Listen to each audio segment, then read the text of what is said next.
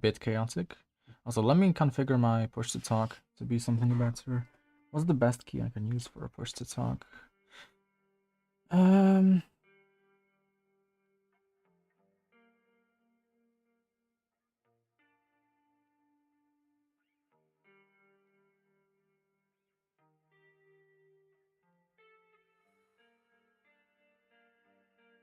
best key I can use for a push to talk is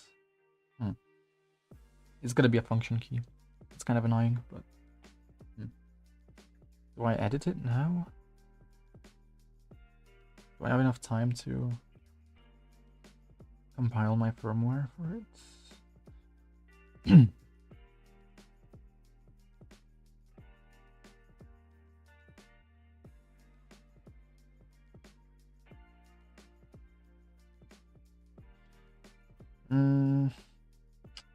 I don't think I have time, but okay. That's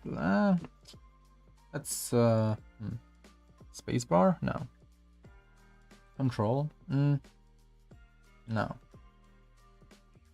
Enter? No. I'll leave it on middle mouse button for now, I think.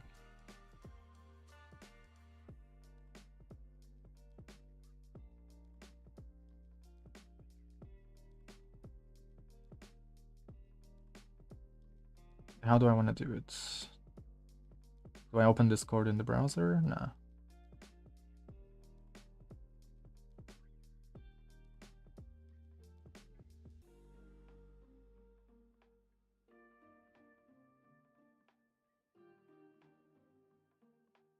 Okay, I make the window small and I make it on top of everything. Let's put it in the corner.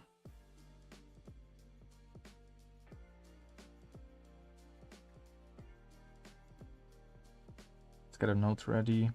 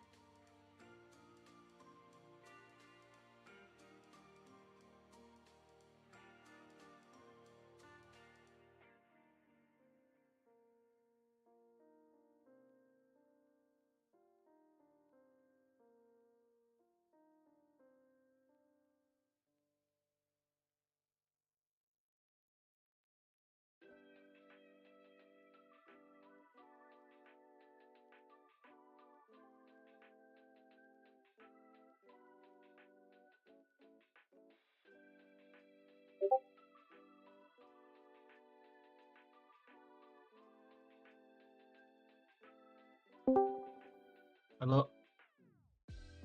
Can you hear me? Hello. Yep. That's good. Right.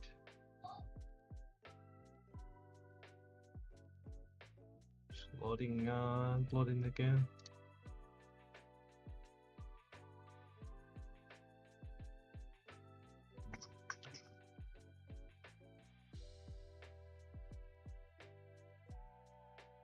Where are you from? I'm from Poland. Oh, nice. Okay. I've not Have you been played there in 20 years though, so 10 years? 20. 20? How long have you been? Where have you been for 20 years? England, the United Kingdom. Okay, same. Oh, whereabouts in the UK?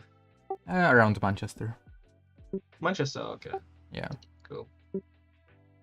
You've still got the Polish accent though. How old are you? 23. That's weird. Like, is it because your parents like did they still like talk Polish even though you're in the UK? Yeah, yeah. Yeah, I had a feeling because you still have like an accent even though you were free once you moved to UK. Yeah, no, my accent is very inconsistent. People will tell me all kinds of things as to how my accent sounds. I've been told I sound Russian, Swedish, Yeah. French. I don't know why someone said French, but yeah, Hmm. I apparently sound French to that one person. According to the French, I sound Indian. I have no idea why. Yeah, well, it's a mystery, but yeah. I will after the game, I will on the stream, I will probably make some kind of lesson based on what you've Yep. been doing the worst. So you could maybe join the stream Sounds and good. Yeah, definitely. I'm just gonna mute to let my partner know that I've got this session, so if they can be quiet. Otherwise, there's gonna be a lot of background noise. yeah, no, that's okay.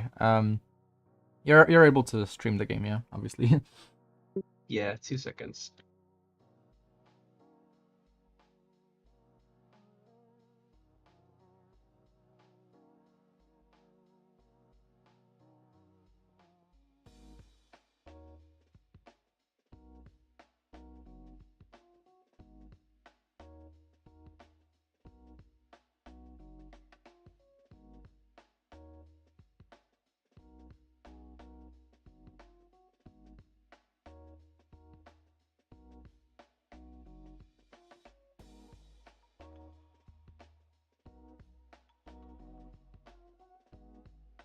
I think in this particular case, I'm gonna try and just have the left-hand side be the gameplay, and then the right-hand side be the notes.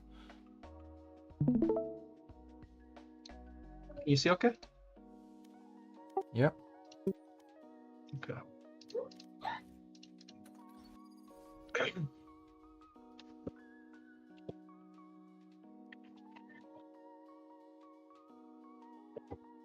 So the ramp warm-up is completely fine.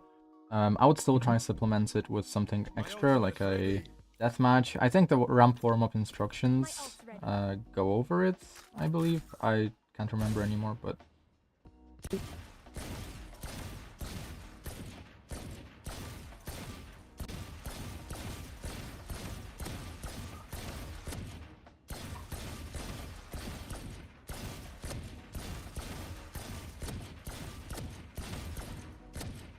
I usually just start with like a bit of that, and then I'll implement some movement into it. Yeah, that's okay.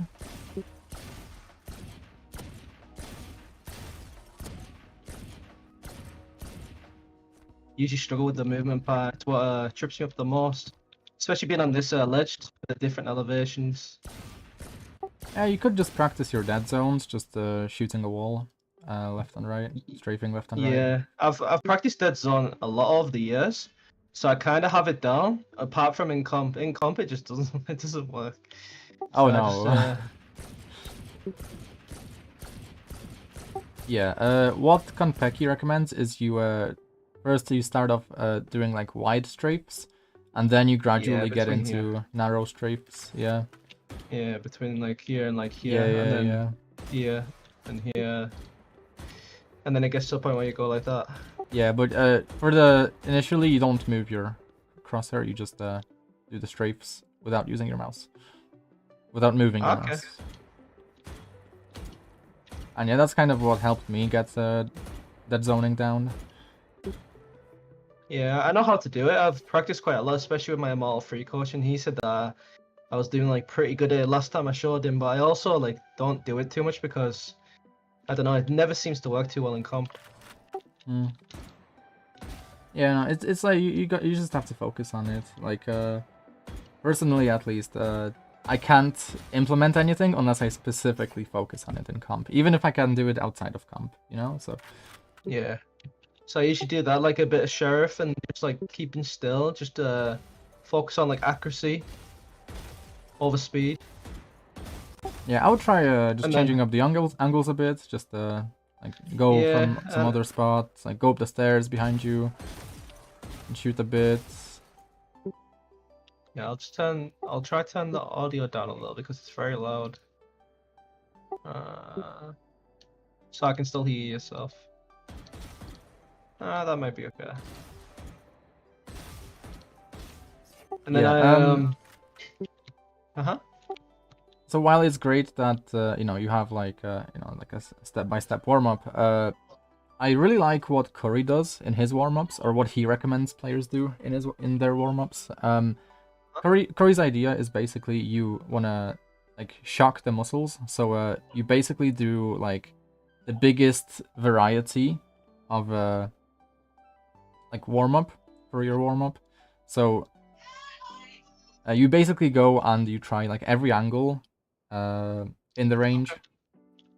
So this is fine. This is fine, right? For like micro adjustments and you know, horizontal aiming. This is great. But then to the left of you, there are some stairs you can use. If you just look to the left, there's like some stairs. The small ramp here, strafing on this and shooting from this. It's also really nice. Okay. There are like a bunch of spots on some Valorant maps where you are gonna be on this kind of slanted surface. So getting this down is pretty useful, and it's also decent warm up. You got the I also steeper do stairs this as well. Oh, the steeper stairs, these ones? These, yeah. Those are also cool. Just like here? No, just like strafe on the stairs, so you're going up and down them. Oh, from here to... Oh, yeah, that's quite a big elevation, isn't it?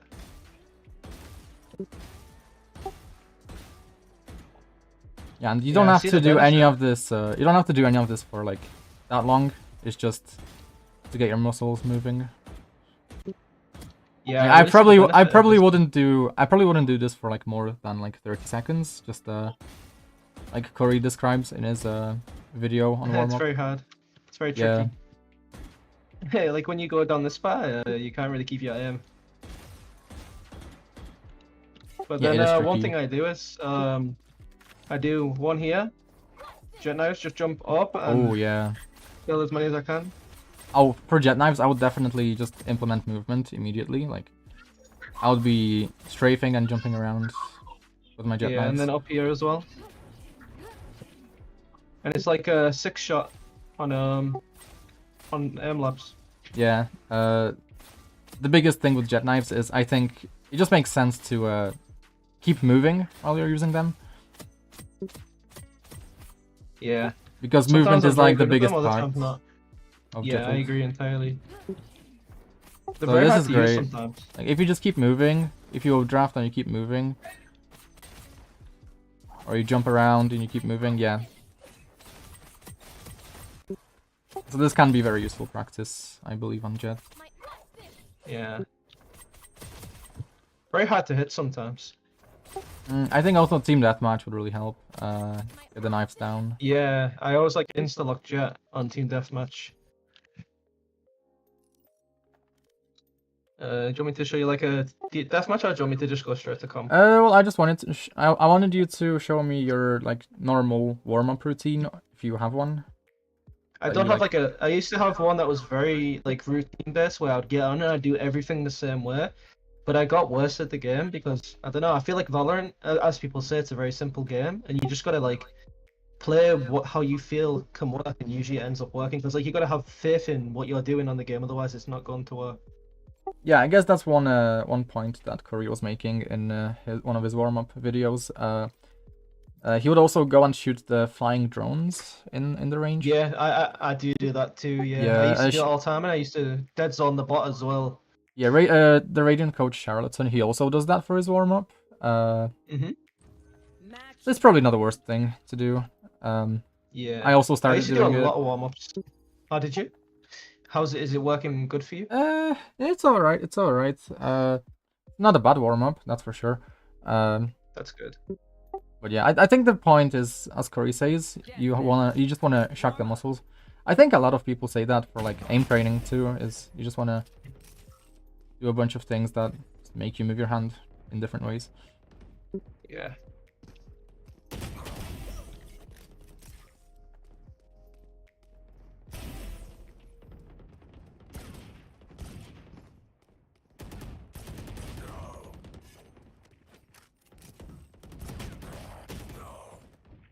Yeah, I've been struggling a lot with my sheriff lately. I don't seem to hit half as many shots as I used to.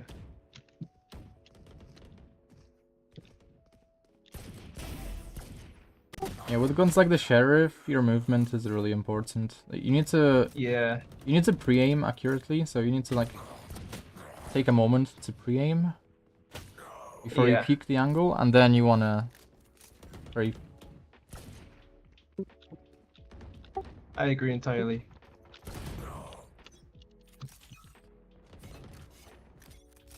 I won't do this whole match because I don't want to take too much of your time. I'll just do a little run through just to show you the sort of aim I have and whatnot.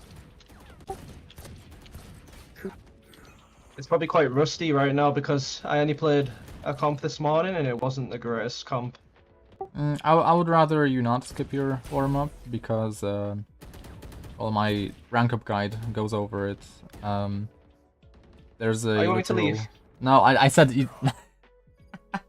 Sorry, what was that? I said I would rather you don't skip your warm-up, so... Oh no, I've already warmed up this morning. Oh, you Because, already like, warmed up? Yeah, I did a comp this morning. Actually, two comps. Alright, I that's think. whatever. That's whatever then. Yeah, I did like this morning. I just did a aim labs routine, and then I just went into comp because I didn't really feel like doing the range and whatnot. Because they always say Okay. as well that don't overdo your warm up routine because if you're tired for the comp game, you're just not going to perform. Yeah, but at the same time, that's kind of hard to do. Like, you'd have to do it for like 40, 50 minutes. Depends on the person, but I definitely would warm up for at least 10 minutes. Yeah. Warm up does Yeah, I usually take longer than most people realize, but Mhm. yeah, it doesn't have to tire you out. If it tires you out, you're probably just doing something wrong. You're maybe just, I don't know, gripping your mouse too hard or... Oh, I do, yeah. I do. I def grab quite a lot. I never used to. Like going back maybe a year ago, I started like holding my mouse very well, and then I got the Razer Viper 3 V3, and I started to def grip it because I feel it's a bit too small for my hand, and like you know, like the hump of the mouse, I feel like it sits way too low on this type of mouse. Yeah, one solution is to just go into a deathmatch and just purposefully hold your mouse really lightly. Don't really make an attempt to aim, just you know, try to aim effortlessly, basically. Yeah, I've heard that before, and I can't remember. I think it was a video. I mean, deathmatch can help you break so many different bad habits. So Yeah. if you don't know what to do, deathmatch probably has the answer. Yeah, I like playing Sage on this map because of the walls, but I've realized that I don't have the potential with Sentinel to like get out of this elo. It's very hard to get out of this elo with Sentinel. Maybe. I mean, I've seen a lot of people successfully get out of low ranks by playing Sage. Yeah, I can imagine. You just have to. I think I have, like... You really have to imitate like the good Sage players. No, I agree entirely. Some of the walls are very hard to do though, especially when you don't have time. You have to do like a crouch jump to get the wall perfect, the full wall. Oh yeah, It's that's quite something easy you to... might want to yeah. practice in customs. Yeah, I agree. I have done. I've practiced them quite a lot, but I'm just, I don't really play Sage too often anymore. It's just every now and then when like there's already two insta lockers, then obviously I'm not gonna go for Duelist. I'll just lock in like a Sage or whoever feels most fitting at the time. I like playing Deadlock as well, especially on Bind. Deadlock's good fun on Bind. Yeah, some people say that Sentinels are fine. Coaches like Charlatan say that Sentinels are not fine because the amount of situations you can put yourself in is just much smaller, and that's worse for improvement, but I'm kind of in the middle. Like, Sentinels can work, but it really depends on the person, whether they work or not. Yeah. Well, hopefully this comp tells you a bit about myself. I'm not even looking at the team compositions. It's gold, so no, yeah, there's no point. It doesn't really matter. In Radiant it matters. Immortal 3 maybe it matters, but otherwise. Yeah. Do you want me to still communicate with my team or? Yeah, just do everything normally. Okay. You do want to look at the enemy team comp, however. Hello. Yeah, I can see this. You can expect like a Sova dart or a Sova drone. Yeah. Early here. You know, you plan ahead, you know, based on that. Of course.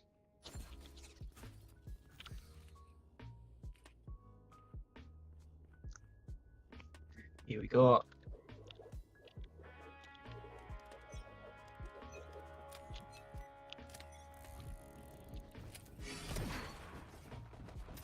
Oh no. My camera is destroyed. Caught one.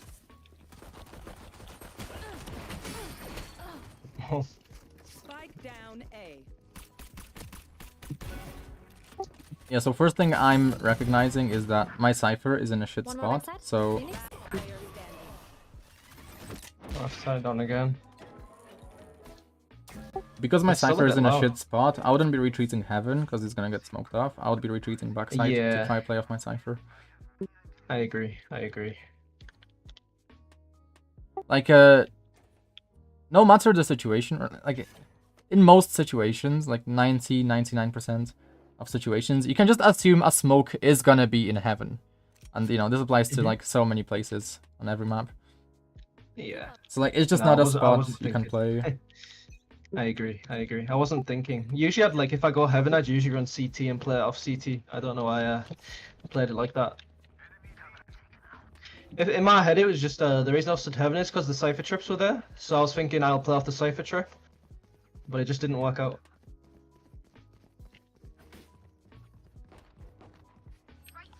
Someone's dinked. Spike planted. Last player standing. Ooh.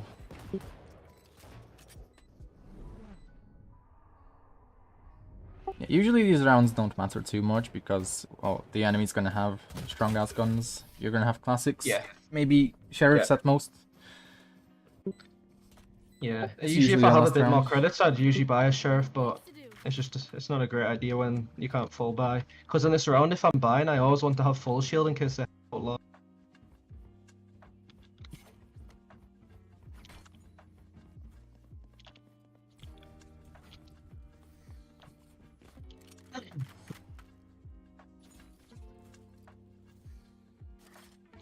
This is gonna be fun.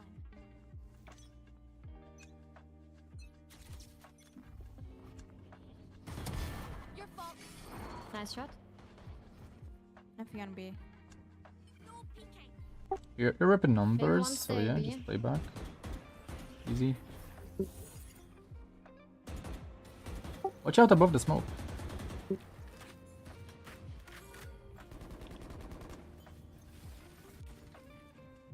They're rotating. What to do? Watch out mid. I'm watching mid.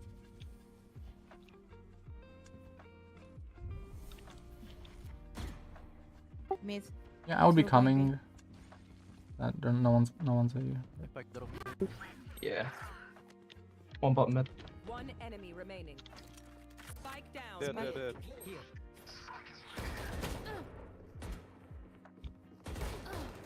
Oh, but Okay, nice. You peeked to the teammates, whether it was intentional or not, I don't know, but yeah, that was a good round. which was hold up. What did you say? I said it's very you loud. peeked with your teammate, which is good. I don't know if you Oh, intended on yeah. peeking with them, but Not really intentional, but more. I think the Cypher just peaked with me, if anything. I think it was the other way around that he peaked. yeah, with you me want to be pushing, conscious of yeah. that. Ideally, you want the Cypher going in first because he has a Spectre, you have a Vandal, so Okay. like his gun is Uh, cheaper, so you can yeah. bait him and get the kill instead. Still here. Attack here. Yeah, just knife out, go.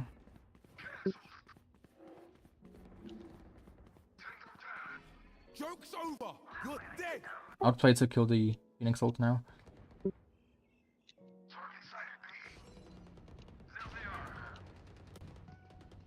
He's a bit late on it, but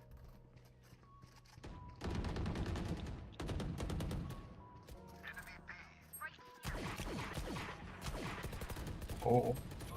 oh my god. Go mid.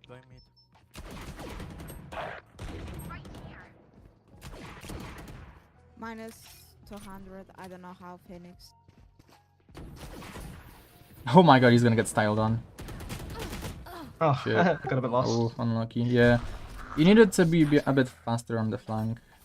You can look at the minimap to see how far your footsteps reach. Yeah, I started shifting because my Planted. like area of sound was very close to one of the enemies. Enemy remaining.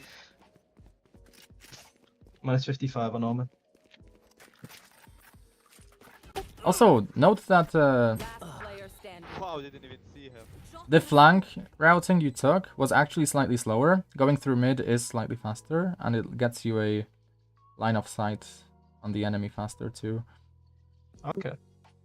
Eric needs TP'd on site.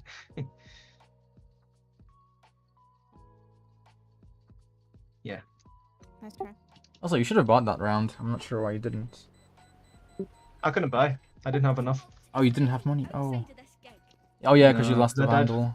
Yeah, and my Vandal dropped off the building. Did I'm you pretty sure. buy the Vandal second round after you won the first Yeah, round? Oh, I always do. that's usually too high risk for it to be worth it. I feel in the CELO, like my aim is usually better than the majority of the other ELO. Because I peaked diamond too. Maybe, but Let's fly. okay, that's fun. Ett upp, fyr. Nothing there. Fyr. My ult. No charges left.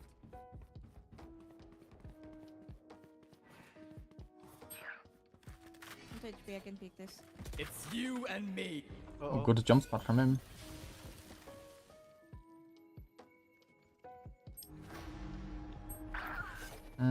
Out. Persist on the flank. Spike down. B. Oh, a waste of smokes.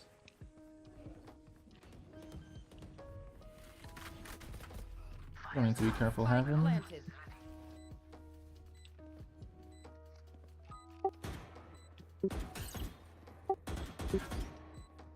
Was that main, Sage? One backside on you.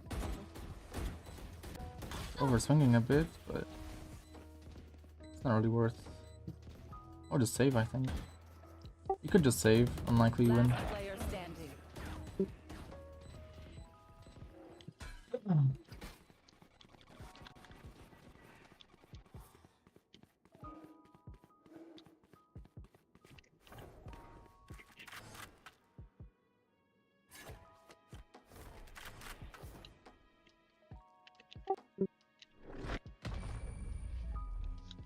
By the way, as Jett, you should pretty much never fall off the map on Abyss.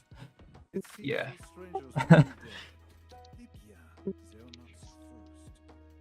You'll be surprised. A lot of Jets in the CELO fall off the map. A whole lot. Yeah. Especially on entry. And then they're gliding outside of the map for like half the round. Yeah. Funny. Like Save. I try it. One last round. I can drop my gun. I can play my ult. It's one tick. Gun No, here. all good. Just take it. Oh, it's there. You saved it, so. It's there. It's there.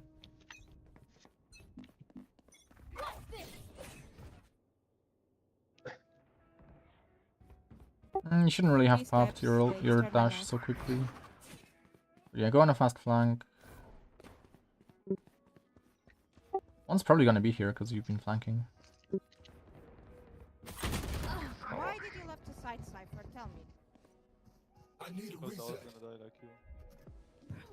Right Stay with me. Hold the side. Your side. Emergency reset required. Yeah, I was gonna do nothing. I have this. Winning. Spike planted.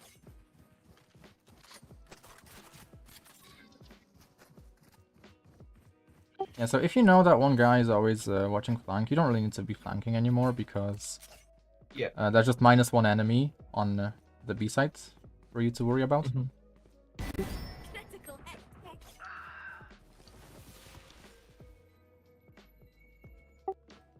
Like you dying there isn't necessarily bad because now the enemy is gonna keep checking flank. I don't know if we've got time. I don't think Last so. player standing. Because they're gonna Yes, sir. expect you on the flank. Nice. I'm sorry. No, good job. We got some good kills. One enemy remaining. Yeah, good round. Cypher, please next time stay with me on site. I can't hold the site by myself. when you have trips and it's easy kills for you. Okay, let's not go same side again. Yeah, so this round, just be ready to rotate to B very quickly. So like play backside or something. They do have Sova ultimate. You did not need to Yeah. use updraft here. Why did you use updraft? Yeah, I could have got up on the box. I guess. It's okay, yeah. because I wouldn't intend on using it any other time anyway, really. That's fair. Okay, go rotate to A as quickly as you can, because it's a slow rotate.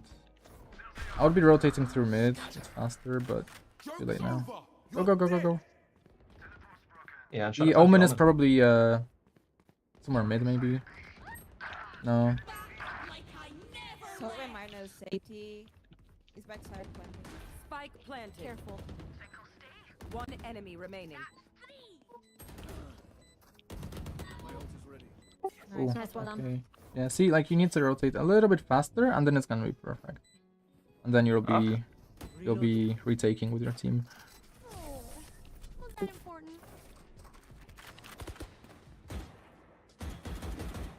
One downside to being immortal. I can't play dead. Reload.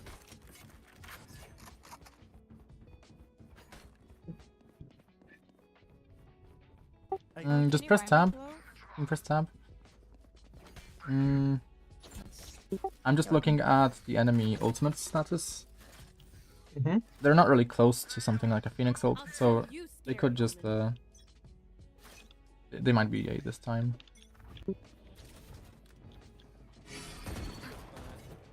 Yeah, so don't go heaven. B for now. Play after Cypher.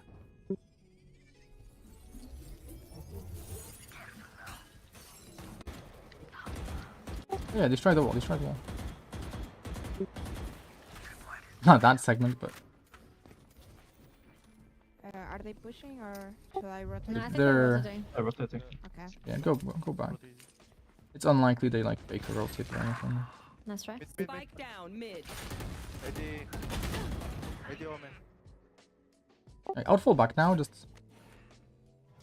You're low HP, you can't do much, so try to be more ratsy. Try to get a more After ratsy the kill. stage, gonna play it for a res.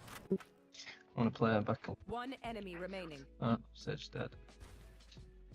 Omen was mid last. He's going back to A. He's going back to A.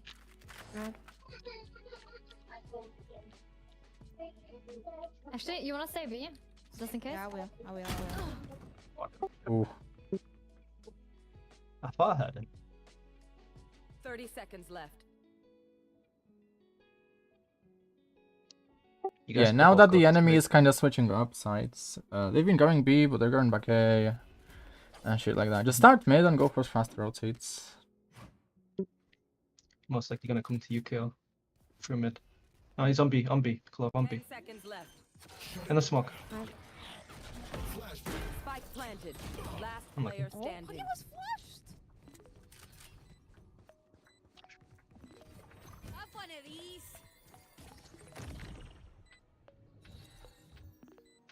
No peeking. He's planted mid side. Nice Top shot. left. Nice shot. Yeah, so just play mid now. Like you wanna try and Okay. retake for the team as quickly as possible. Yeah, okay. So maybe try save up for an op. That would also Mhm. be good, I can't see them yet. unless you can afford it. Oh, okay.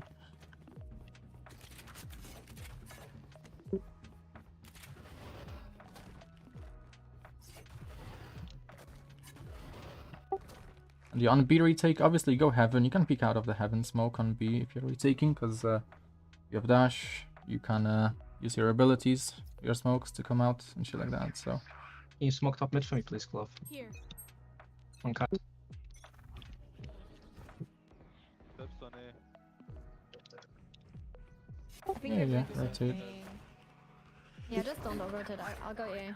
It's fine. Yeah, can someone actually, yeah, if your clove is on A, Let's smoke they A. can hold it. They can hold it. Go back mid. Didn't enter yet. They didn't enter it.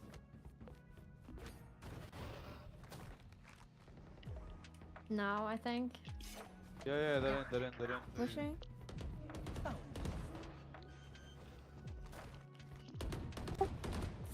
Spike planted. Hold top side. Top side. Reloading.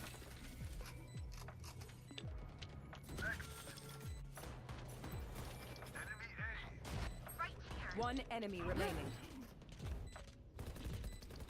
Nice. Okay. Defuse the spike.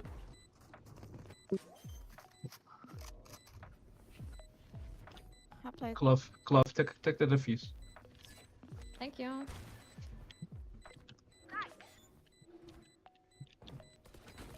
Flawless. Yeah, I think I would just try to be a little bit faster. The moment you see on the minimap that the enemies are pushing the Cypher setup, Wind. Show me where to go. Okay. you should be rotating as quickly as possible. Yeah, it's quite a bad game for me. This I usually sit around the top. Like When you jump watch- spot mid and you see no one, you can just go back wherever, like go back B or A or wherever there's Yeah, noise. Good point.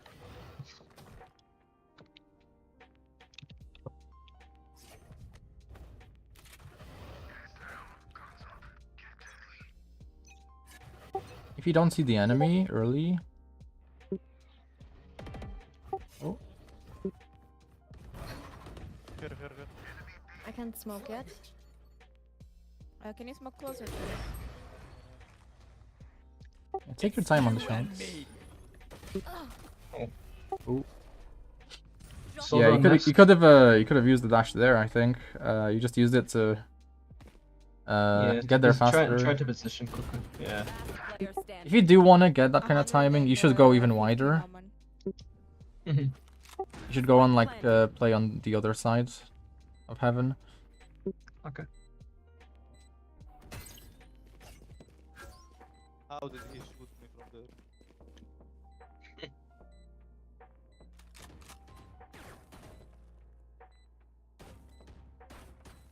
No, it just wasn't a good dash. I would have just used it to go wide and dash away.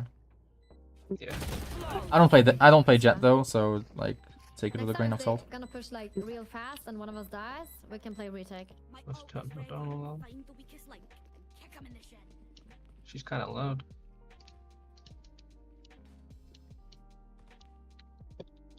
Just so I mean, can hear at this yourself. point, you know that the enemy mostly likes B. I think they've been going B a little bit more than A. They've switched it up quite a bit. They haven't really gone mid though. I think they've gone B once more than going A, so just it's kind of 50-50. Just start mid, rotate as quickly as you can. Nothing on B. Okay, steps on A.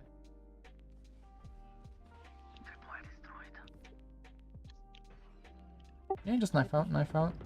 Yeah, I think so. Okay. Nowhere to run.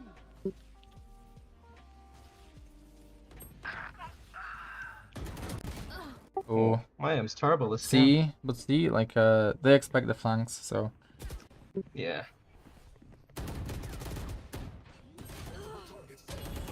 Like I never left. so you really just have an advantage if you just Player standing. play normally instead of flanking. Spike planted. Double flank though is good. Chamber flanking here is good. Mhm.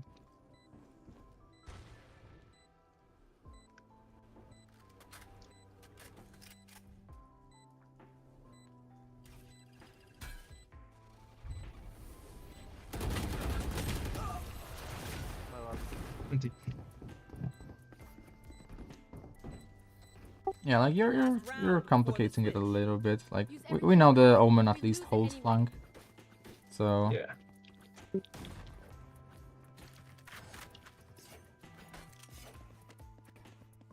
yeah, starting B is fine, especially seeing that they are going like A and B.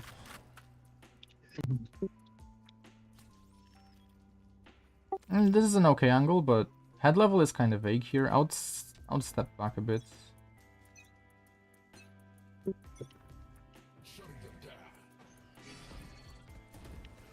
Enemy B. Yes, here. Careful there. On your bridge. You're dead. Cool. Yeah, so I think I'm gonna. Yeah, I'll show you after the game. Okay. Spike planted.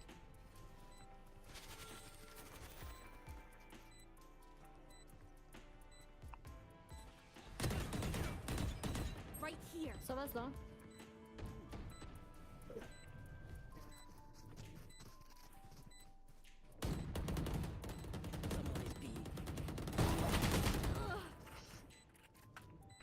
Last player standing. Too slow. My ultimate. You will not kill my allies. Switching sides. Oh, this reminds me of this one time where I actually never mind.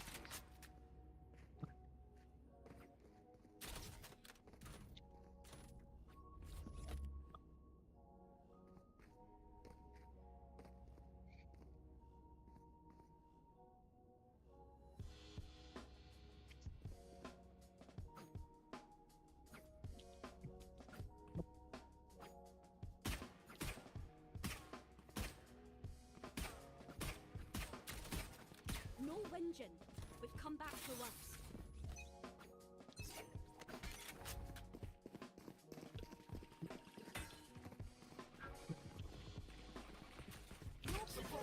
Here.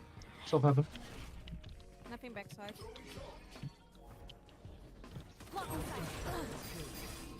Spike down B. So in the smoke on CT. Yeah, I'm just writing some Player notes. standing.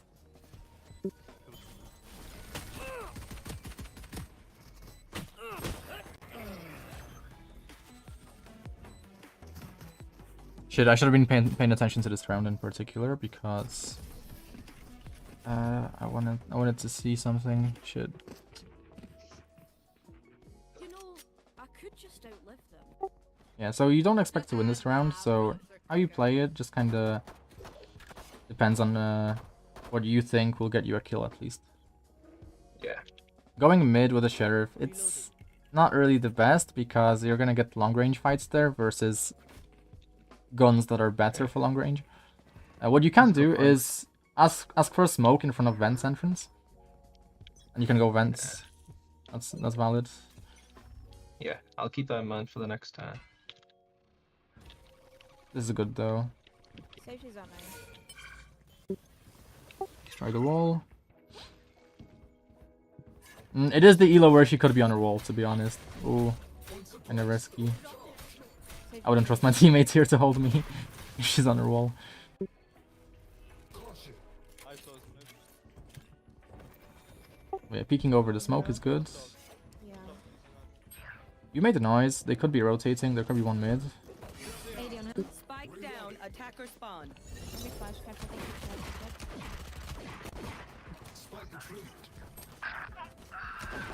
I think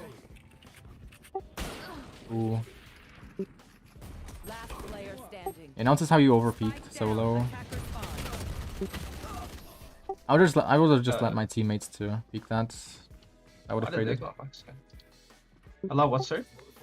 So first, you're rushing your shots a lot with the sheriff, and I would have just baited my teammates to get the kills instead.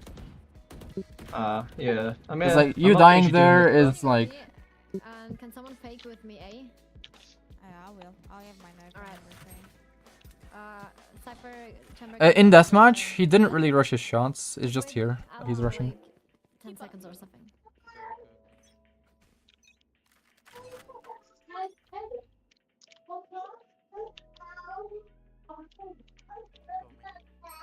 She's on the wall, by the way.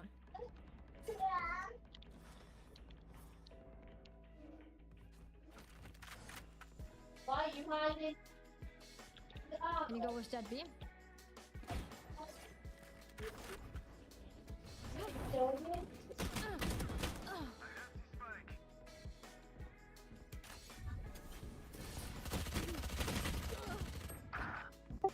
What made you wanna like dash onto site there so low? That was the plan that we'd hold back for a bit, and then me, Chamber, and Cypher would enter, but they didn't listen. But they were nowhere near you. I know they didn't listen to the communication, so I just had to play on my own. Well, you didn't have to. You have the entirety of the round. Like, there is time. You don't need to rush. Like, you had over a minute, and you still rushed Sure. solo. Yeah. can play slow. They're push everywhere. Just play default Yeah, sure. slow. They just push everywhere all the time. All this problem.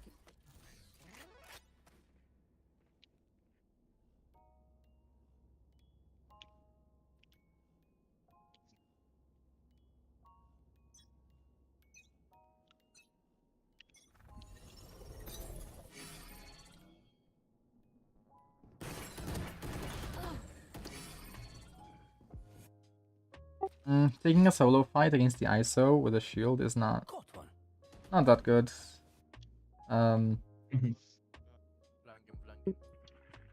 What you should be doing, it's kind of the same idea as if you're in ISO ult. You want to destroy the ISO ult with your classic first before fighting him. Spike enough. down. 'Cause the shield Right. just gives him an advantage in the 1v1. Last player standing. Like, you pretty much... You almost never want to fight dry Match point. against an ISO shield. Right.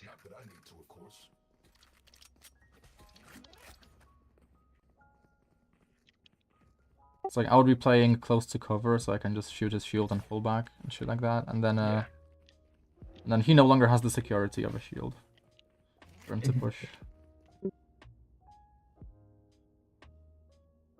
Stay safe.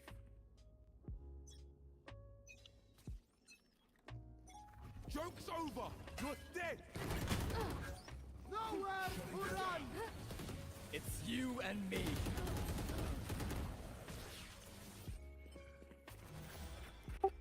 I would just go B. I could just go B. Fuck it. Okay, go B. Come to your team to go B. Come B, chamber. Chamber. You can expect both Phoenix and Sage to be on A.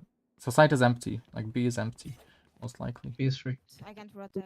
I can't rotate. It would be weird for the enemy Sage to not be on A right now. Here. Tries to plant more open. You don't have spike shit.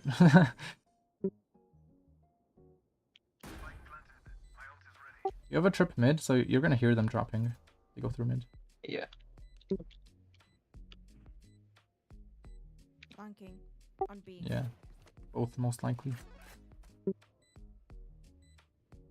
ADS, ADS. At that range, you ADS.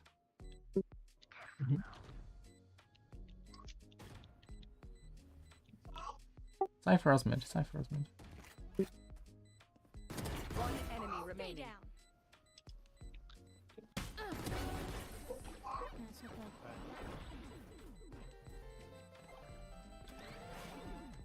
Listen up, you muckers. If I don't get back up, just give me a nudge. I might not be dead. Just take a hit.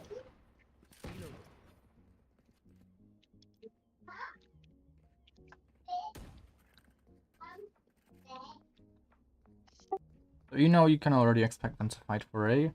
I would just wait a Yeah. second. If you hear, I don't know, 2, 3, 4 footsteps or 4 different abilities, just go B. Okay. One ability, Can I? 2. Yeah, again, you're still taking the dry fight, kinda. I think you just kinda whiffed on the ISO shield, but alright, that's 3. 3 on A. I'll be coming to go B. You guys can go B. One backside. There's probably 1 on B. Okay.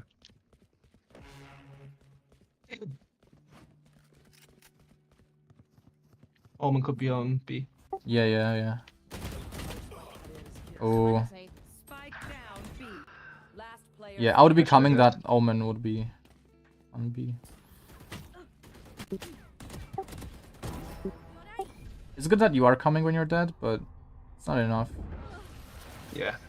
'Cause your teammates, Defenders win. even though they're coming, that one is on B. They're not really.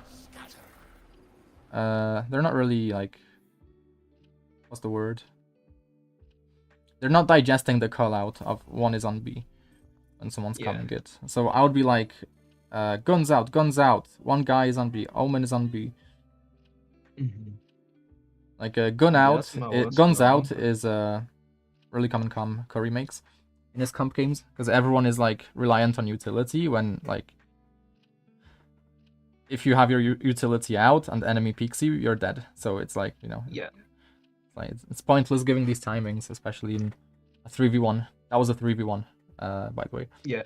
because it was just one guy on site versus you Mhm. three. No, yeah, I get it. I get it. Yeah.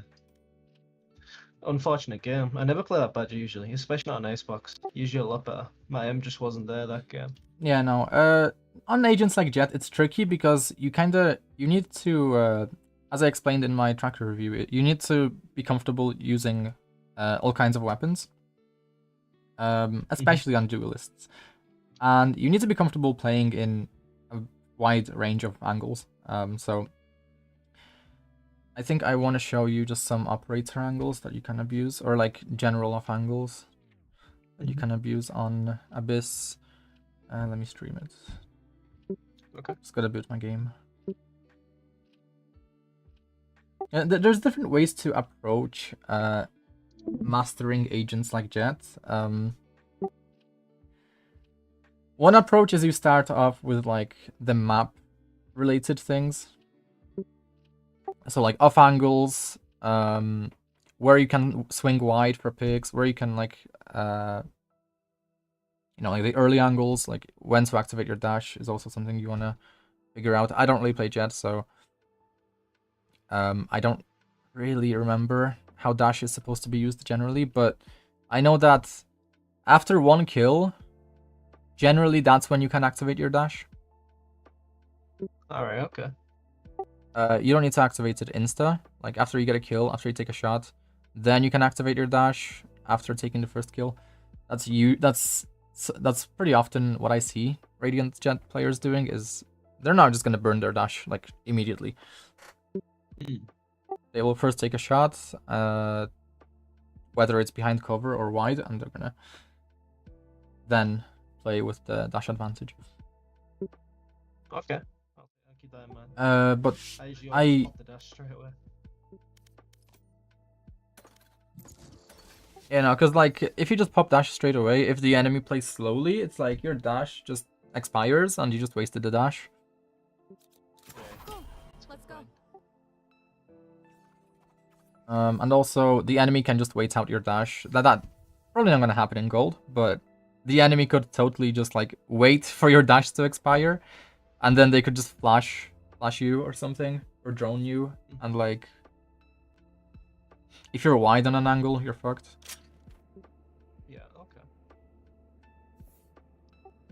Let me just stream this.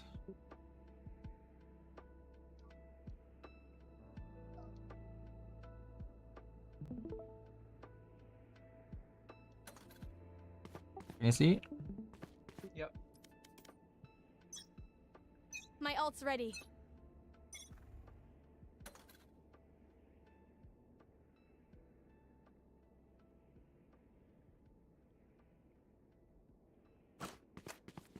Okay, so first thing, you bought a Vandal on round 2. That's generally pretty risky. At the very least, you should be baiting your teammates so that you can save the Vandal. Great. If you die, like your economy is kind of fucked. If you die and the enemy gets a hold of your Vandal, that's also really bad. Because you know they're gonna go from a classic or a sheriff to a Vandal upgrade. So they might just snowball into a win with that Vandal. So that's really risky. Something like a Bulldog is the most you want to buy. Bulldog, Stinger, Outlaw is great.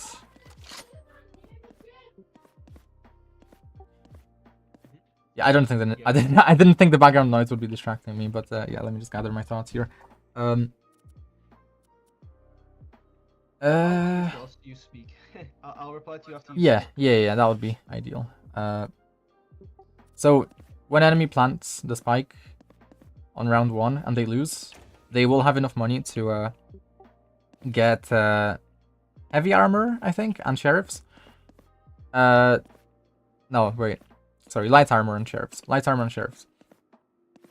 That is when the outlaw will just kill in one shot, because it's 140 to the body. If the enemy doesn't plant and they lose the first round, the pistol round, Marshal is fine too. They're also gonna die in one body shot, right? Because they're only gonna have 100 HP instead of 125. So these are two weapons that on Jett are completely valid. On most agents are completely valid. Bulldog, however, is generally the most versatile pick because it's still like a Vandal. It's still gonna one-tap headshot the enemy. Burst firing it is also really fucking strong. Let's see, 35 times by 3. What's that? Yeah, the enemy dies in one burst of the Bulldog ADS. If they didn't buy shields. So that's also really strong. So this will just be one kill here.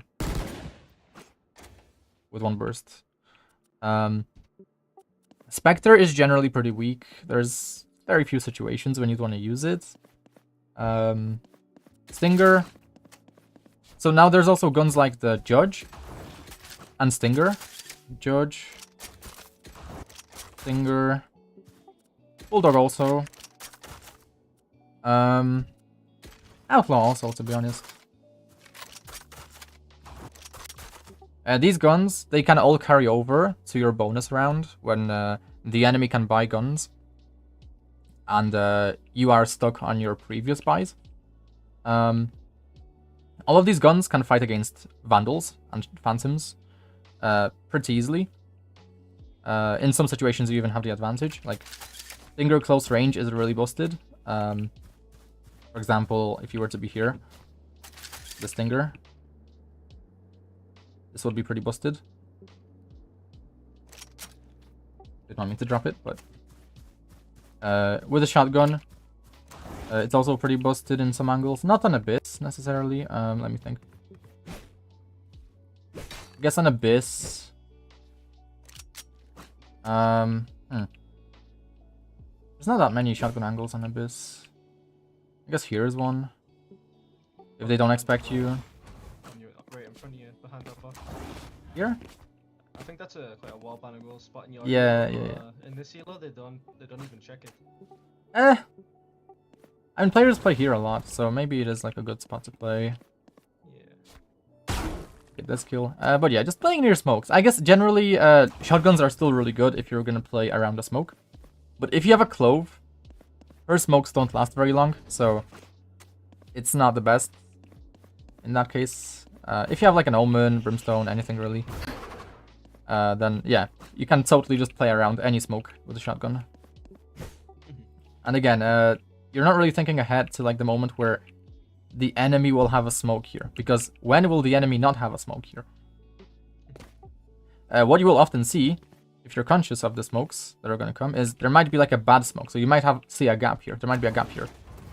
You can totally make use of like the smoke gap here. So I get a pick and then fall back, like fall back and crouch. Yeah. Then try like reposition somehow. But yeah, apart from that, you are gonna want to be ready to, for example, peek on timings, backsides. Your Cypher playing here. Here. Not that good of a position if they destroy your shock dart. If they destroy your tripped with shock darts or something.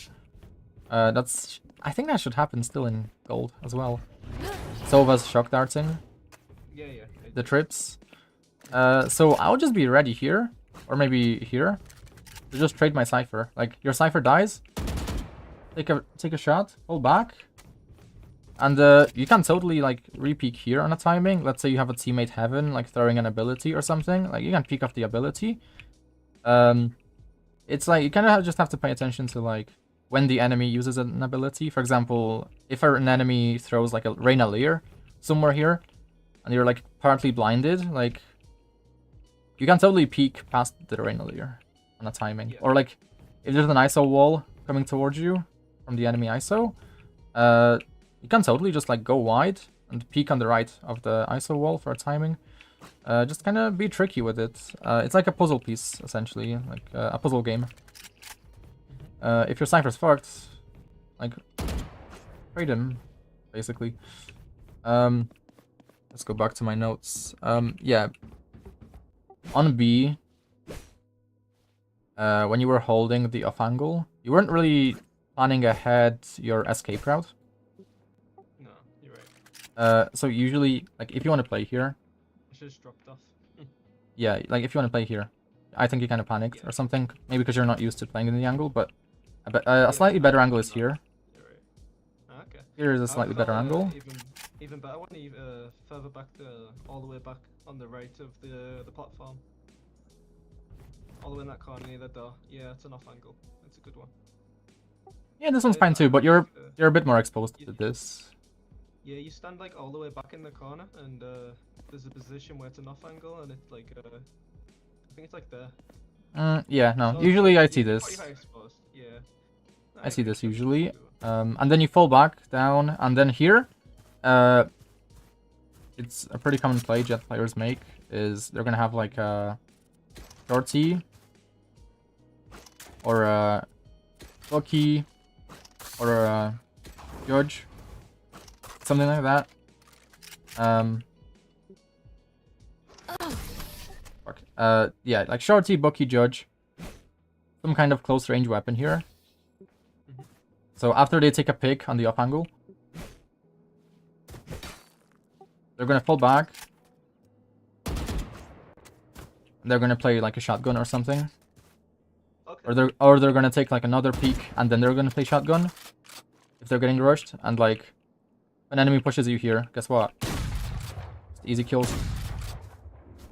With, like a jump spot if you want to. Kind of same here. Here is kind of tricky for the enemy. I wouldn't peek past this line here. Wait, I wouldn't peek past this mostly because this is where when enemies are scaling up, they will be looking here at you. Okay. Okay. Here they will be pre-aiming you. It's after that they will be pre-aiming heaven or this direction, right? So here, where the smoke is, that's where you want to hold it. Okay. But here it's a 50-50, kind of no matter what, so this is where the shotgun shines. Okay.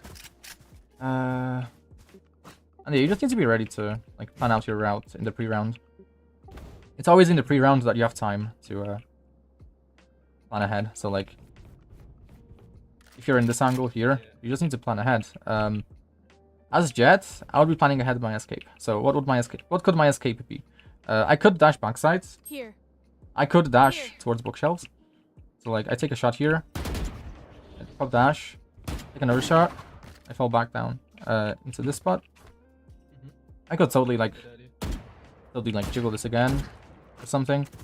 Fall back down, peek from far. Because they're going to be looking up here now after I take a shot there. So I could fall back down and peek from here. If there's a smoke, I can just go wide and hold the smoke. Not a problem. If I hear them scaling from the right side, again, I could have a shotgun ready here. Even a bookie. It's fine. And like, you just have the advantage here with the bookie. Like, if you lose this with a bookie, it's gonna happen very rarely because it's just one shot. Okay. One shot under that. Like, with a phantom or a vandal here, like, you can't really aim for the body because you're gonna get headshotted. If you aim for the head, it's kind of tough, close range, right? But a shotgun just it removes the difficulty of that, right? So you could have also dashed backside. Maybe not like that, but yeah, you'd have to figure it out. Yeah, I kind of overthought the dash because I was thinking if I dash backwards, I might end up going up off the map. Okay, let's see my notes again.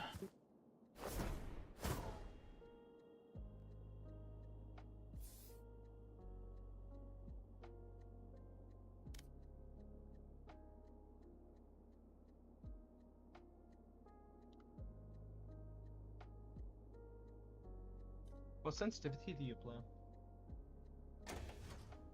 Oh, really low. Really low. 1600 DPI. 0.08.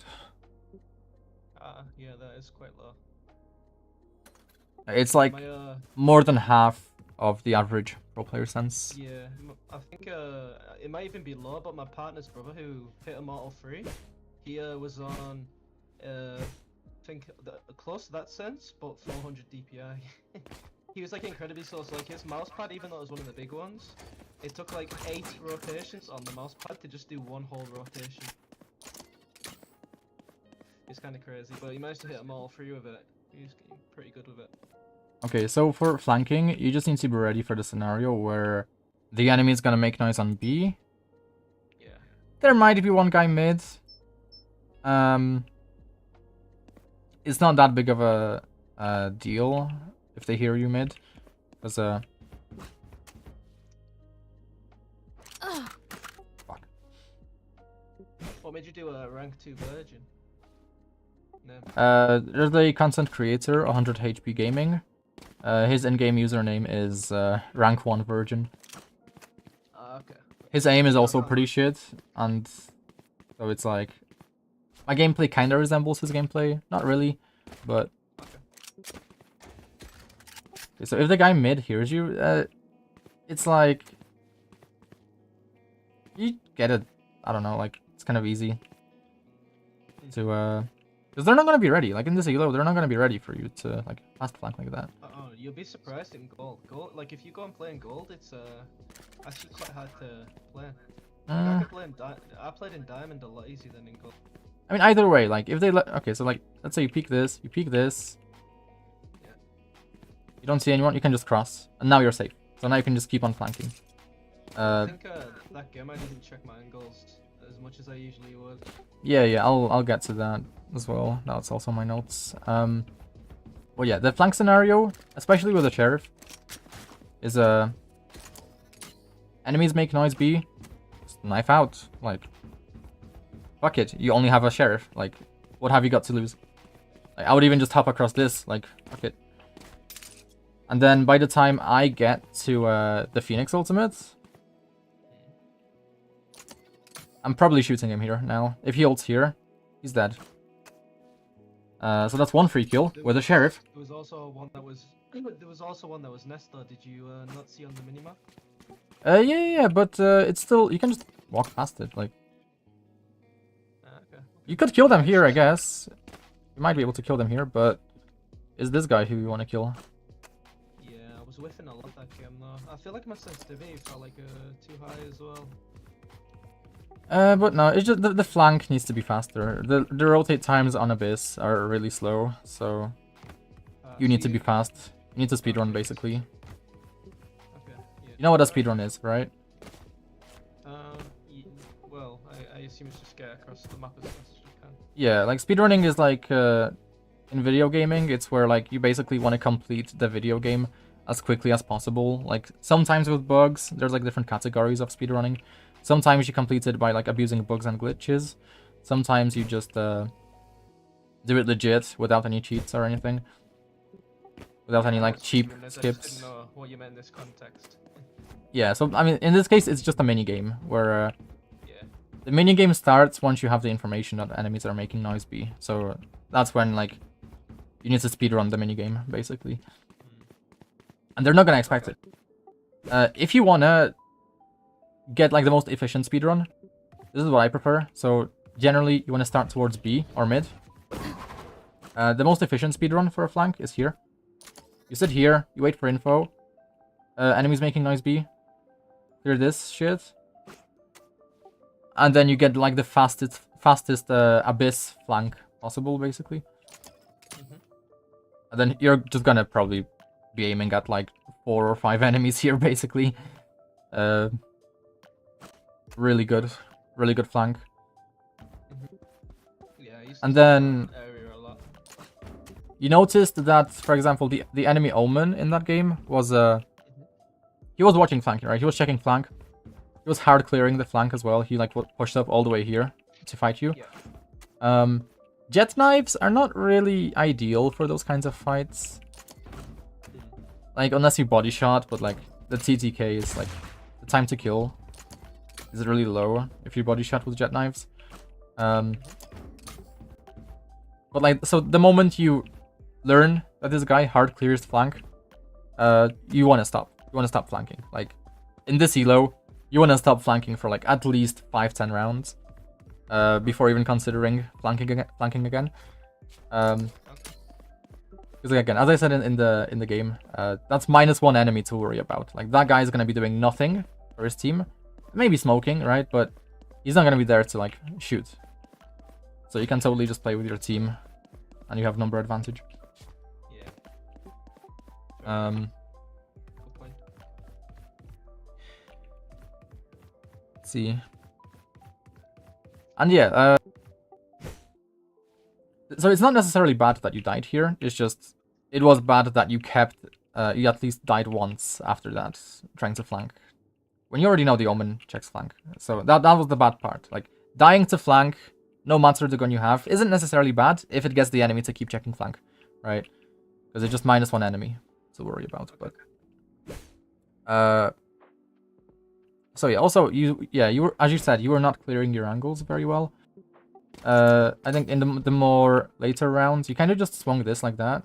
But what if there was an enemy here, up here, or up here? Like you just skipped past those angles. There could have been an enemy up here, or like up here, you know, and you just kind of swung this into like 1, 2, 3, 4, 5 angle threats basically. So that wasn't really good. When you're clearing the sights, you just want to take your time. Even when you're rushing, you don't just want to swing wide. You just want to swing a few angles at once. At most. Like here. Here. You know, getting ready to flick. There's lots of elevation here. Like, I don't like this. Yeah, he is. It's quite a tough map. Yeah, because there's so much elevation.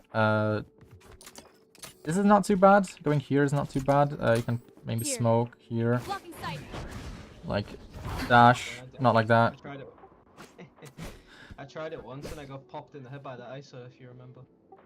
Oh yeah, I mean, but you did that solo. Like, you need to have teammates with you. That Also, was the Omen now. I was on site with my team at that point and the ISO caught me in the head. there should be a smoke here. Yeah. Like you usually don't need to come this smoke. This smoke happens like always in most ranks, but this smoke here doesn't really happen. Like it kind of needs to happen. Blocking sight. It really helps you on the push. And partly the reason is because it cuts off this here. So like when you're taking a fight here, you're not exposed to also like any enemies in this area as you're taking this fight.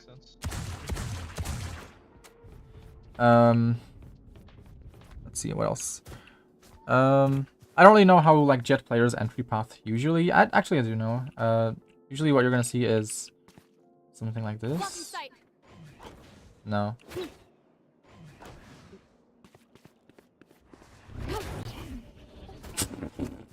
Yeah, I don't play Jett. Can you tell? No, it's okay. It's okay. Blocking sight.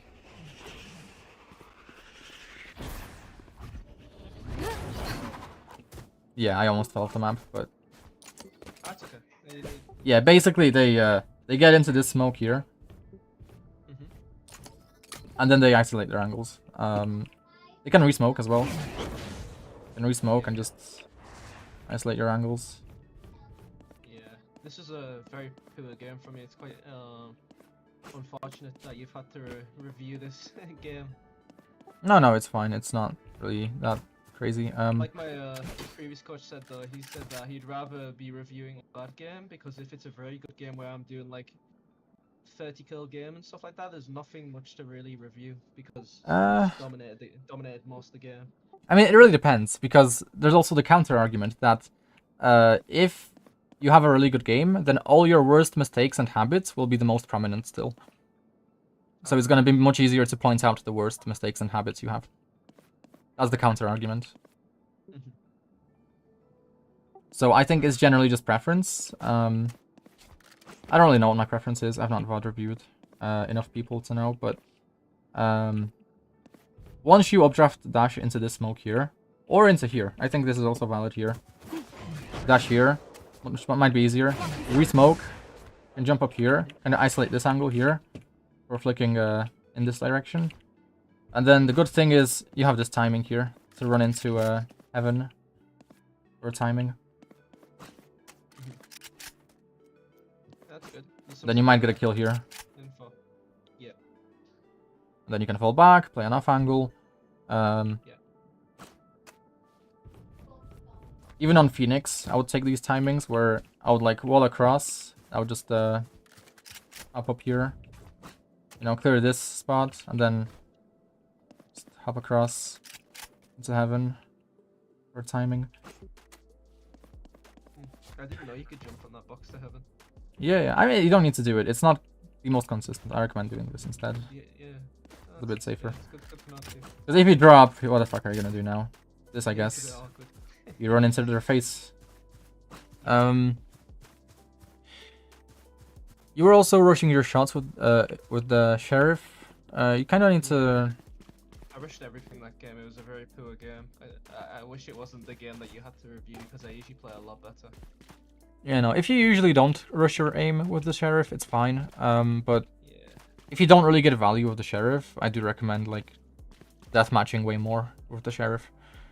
Yeah, I used to deathmatch with the sheriff an awful lot. I used to do roughly, I think like when I did very bad on a comp, I would play at least like 5 to 10 death matches, just like different guns and getting back to the slow, like aiming on the, playing time to kill.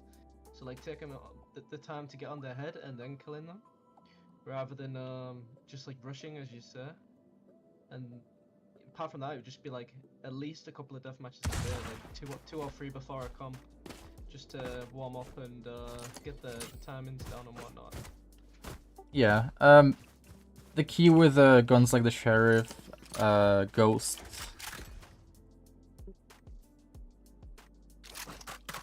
Sheriff, ghost, classic. Is that it's very movement based, so like Yeah. you're usually gonna be at some kind of disadvantage with them depending on like what you're peeking. Yeah. With a classic, on like pistol rounds, if you're facing an enemy with a ghost, you need to outmove them basically, or like you're probably gonna die. So you need to like be crouching more as well. I've never really crouched in this game in roughly 4 It's like years. crouching makes you harder to hit on a vertical level. Strafing makes you harder to hit on a horizontal level. So Okay. it makes it just much less likely that you get headshotted by like a ghost or any gun really. Yeah, I need to like, I mean, I don't know, maybe you could coach me on how to crouch effectively because I don't like crouching at all. I've never used it. It's just think of it like I don't know if you ever played like a fighting game, but like combos, a fighting game Okay. No. like Street Fighter, Tekken. Yeah, not for years. No, but you've played them, right? Maybe a few times in the past. It's kind of like that, where like if you're crouching, you can dodge certain attacks. If you're standing, you can also dodge certain attacks. Yeah. So it's just kind of a way to, yeah, to dodge enemy attacks basically. Yeah. And it can be like part of combos. Like in Valorant, it's just gonna be like a movement kind of combo where you can like do an initial crouch. And this is gonna be like the opening to your combo, basically. You're gonna dodge like the initial bullet, an enemy might shoot at you, right? I don't know. And then the all-in body. yeah, okay, or yeah. I mean, you have to assume they will aim at your heads. Okay. Like, In this because season, the aim body a lot, but to be fair, gold has changed a lot over the years because it used to be that they'd shoot the body a lot, and now they actually shoot head quite a lot. yeah, it's like at this point you do have to assume they will shoot your head. If they don't shoot your head, if you just crouch into their bullets, unlucky. If that does happen a lot, maybe you just need to change up the way you peek. Like maybe the crouch is good, but it's just how you peeked is what was bad. So for example, in this case, let's say I'm peeking here with a crouch. Maybe I get headshotted here just because I'm peeking like close to cover. So yeah, I wouldn't really pick to peek so close to the wall. Yeah, maybe it's just because the enemy was aiming here, right, at like feet level, and Yeah. you know, you just basically put yourself in their terrible crosshair placement. So maybe if you peek far instead with like an angles advantage, you're also gonna throw off their crosshair placement, right? Mm-hmm. You might not even need to crouch in that case. I feel like Depends I on the have angle. to begin with. Yeah. Generally you want to crouch on like angles where like the enemy will like very likely be aiming at your head, right? So like, for example, if there's an operator heaven, there's a good chance. Oh, I'm lagging. There's a good chance they're gonna be looking here, right? Here. So like if you peek close and you crouch, you might like duck under their bullets. You know, it's just one example. I don't think you should be dry swinging an operator though. That wouldn't be good. Also with the round timer, you're not pacing based off the round timer. When you like dashed solo onto site and you got laid out, you had over a minute on the round timer. Like you didn't need to rush. Like you could have just jumped across here. You could have just jiggled this angle here. You're right. You could have played slowly. Yeah, I don't usually play this map, but usually I would, like on most maps I'd enter in like that, I'd usually get the omen, and fair enough, like I might have got traded out, but I feel like even though that was a bad game for me, it's very hard to play off teams that aren't looking to really play as a team. Like we made communication for a certain player, and 2 of my teammates didn't follow that on multiple occasions.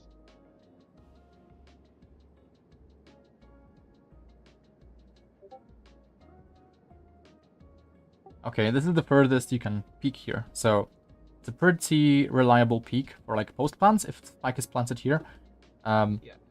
Generally, I would recommend you be the one planting because you can then control the post plant outcome, right? If spike is planted here, it's just much easier to fight it than if it's here. This is the worst plant. Never plant across this wall here. Yeah, no, yeah. I always get it try to get it on the side of the ledge, like the ledge on the left side. Yeah, that's not the worst, but the best plant is out in the open. So like Okay. here or here or here. Okay. I also thought the best plant was on that ledge, to be honest. Maybe it used to be. Nah. Going back when they came, when the map first came. It's an okay plant, but the issue is when you peek this, you're definitely peeking into like enemy crosshairs. Like the enemy crosshairs are gonna be on you. So like, this is really tough to fight. So what you're gonna see from like Radiants, if they have planted there, is you're gonna see them trying to push up through this like smoke here in A main. You're gonna see them trying to push up here and take this fight instead. Okay. Or in some very rare cases, you're gonna see them just jumping up here, or like a fast flank. But yeah, it's just not the best plant. It's okay. It's a fast plant, so you could just win on time in some cases if you plant here instantly, but the better plants are gonna be here or here. Yeah. What else is in my notes? You're taking the dry fight against ISO. That's not really that good. I would just sit here, like, just body level, get ready to shoot the shield, and fall back. Okay, I'll try that. I feel like personally I just get one tapped in the head sitting so close to the wall, especially by goals, because the goals always run around the map, holding very close to the. No. This is what's like kind of known as like it's an on angle, but because you're like so fast to get back into cover, they're not gonna expect you to be sitting here crouched. It's kind of tough to expect that. Like, usually what's gonna happen is they're gonna peek this, and you're gonna be here. In like this tiny, like very little of you is gonna be showing. He loses his shield. The ISO loses his shield here. If he keeps peeking, right, then you kind of have the advantage. You can, for example, create a threat with your smokes here. And you can cross here. Then you can fight from here. You can also just not give him the fight. You can also just let him use up his shield for nothing, and you just run away to B. Yeah, good point. Good point. Because the thing I was worried about is that there's gonna be 3 guys on A. You're gonna get Phoenix flashed. You're gonna get ISO vulnerable. They're also gonna have like a Sage ready with like their wall for like res. So like even if one of them die, enemy Sage could like just wall here and they could res safely. So it's really not that good. So like if you see them fighting, yeah, if you see just enemies fighting heavy towards one side, just fuck it, go B. Like how many are gonna be on B? 2, maybe 1. And like you don't need to lose anyone in fighting that. You're right. Next note. Oh yeah, ADS. A lot of notes. It's just small notes really. Like this next note is just doesn't ADS past 40 meters. So Here. past 30, sorry. So like past 30 meters, you wanna ADS because there's a first bullet in accuracy. Yeah, I feel like my ADS just isn't reliable for me because I've not used it too much, but also I feel that my scope sensitivity multiplier is possibly not a good value. I do 0.9 on it. I know that people do like 0.7. In Valorant, it doesn't really matter as much. Does it not? No, in CS it does because the FOV changes much more. I think that's the reason. I'm not too sure, but or maybe it's the calculation for the sensitivity on ADS that is different. But here, if you just have default sensitivity of 1.00, it's like I think it just feels the same per inch that you travel with your mouse. I think it's the same distance. I'm not too sure whether you ADS or not. So you think just have it on 1? Yeah, it's like it's preference. It's preference. Like if you like, for example, some people increase their sensitivity on ADS, so that they can kind of flick more. With something like the operator, it's pretty okay. Especially close range. Like I would never like hold with an up close range because my stance is so low. I might not catch up to the enemy. Yeah. So I would increase my ADS sense on the operator in my case. Yeah, I'll be back 2 seconds. I'm just gonna close this door over. Okay.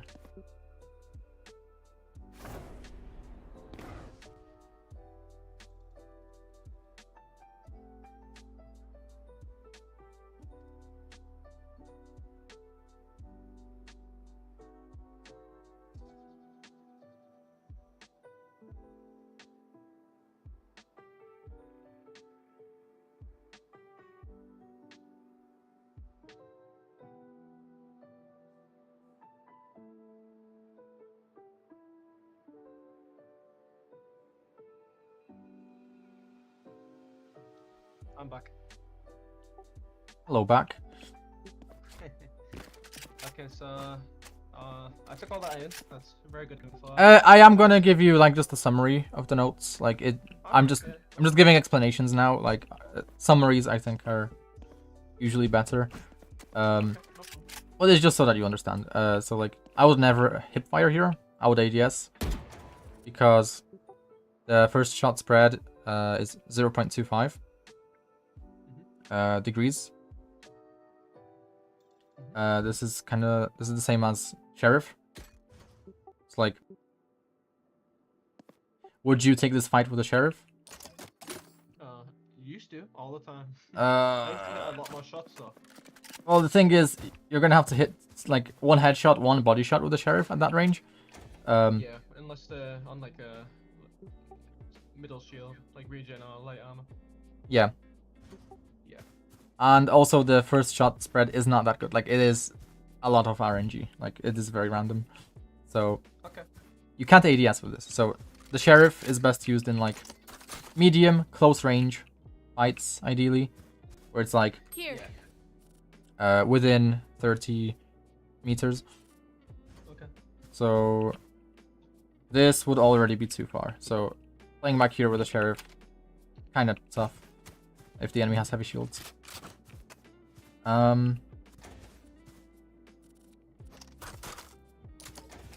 With the Vandal though, you can ADS and the accuracy will be much better. Almost twice as precise, almost. So that's something you want to keep in mind. Also here, almost twice as precise. You're like, you're twice as likely to hit your shot, long range with the ADS, Okay. than with hipfire. Basically, almost twice as likely, right? Like, that's the difference. That's literally like, that's like the difference. Like, that's a huge difference, right? Like, would you rather hit your shot 50% of the time, or would you rather hit your shot? What's the math? 50%. Like 75% of the time, something like that. But you know, it's a big jump. Yeah. It's a big It's jump. 90 or 100% chance because of when you ADS, and then if you include crouch as well, it makes the bullets very. Oh yeah, crouch too. Yeah, crouch can also be really good in some cases. Yeah.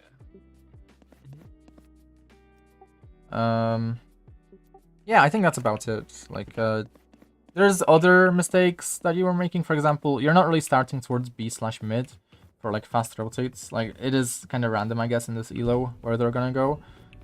Players are not gonna have like a set decision-making process for which site they should hit. Unless maybe they have an ultimate and they like to use it on a certain site, right? Like maybe Phoenix ultimate. Sorry? I usually have a rule as well that I don't take my knife out unless be near enemy, like 100%, which is usually not a lot of the time. And usually I'll just like walk around very fast with my gun out. Because I think it was Worthy. He says, stop going around with your knife out, you're getting caught out.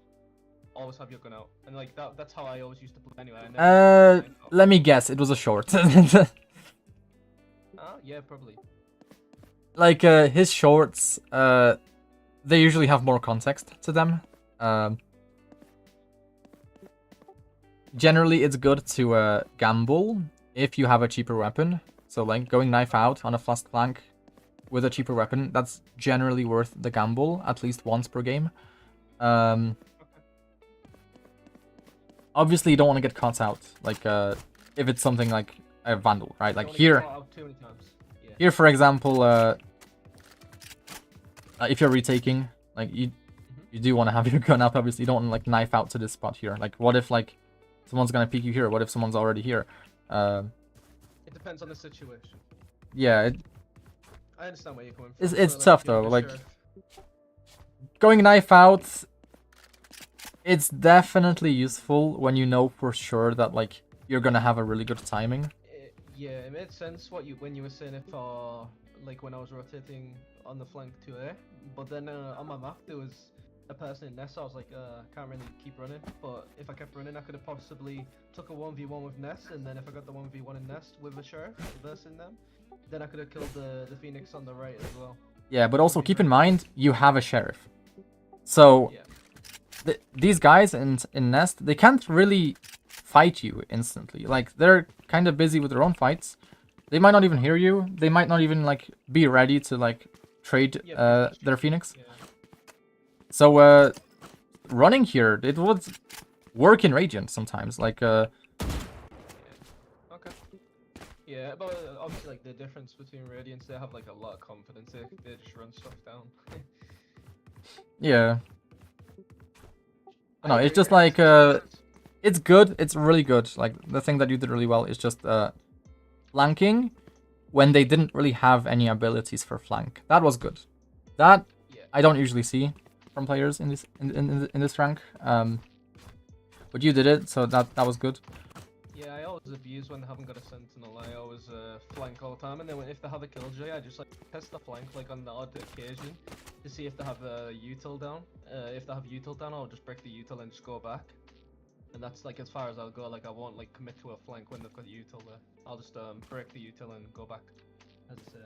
Yeah. I'll send you my rank up guide. Unless you already seen it. Have you already seen my rank up guide? It's that big Word document, right? Yeah. It's like 10 steps.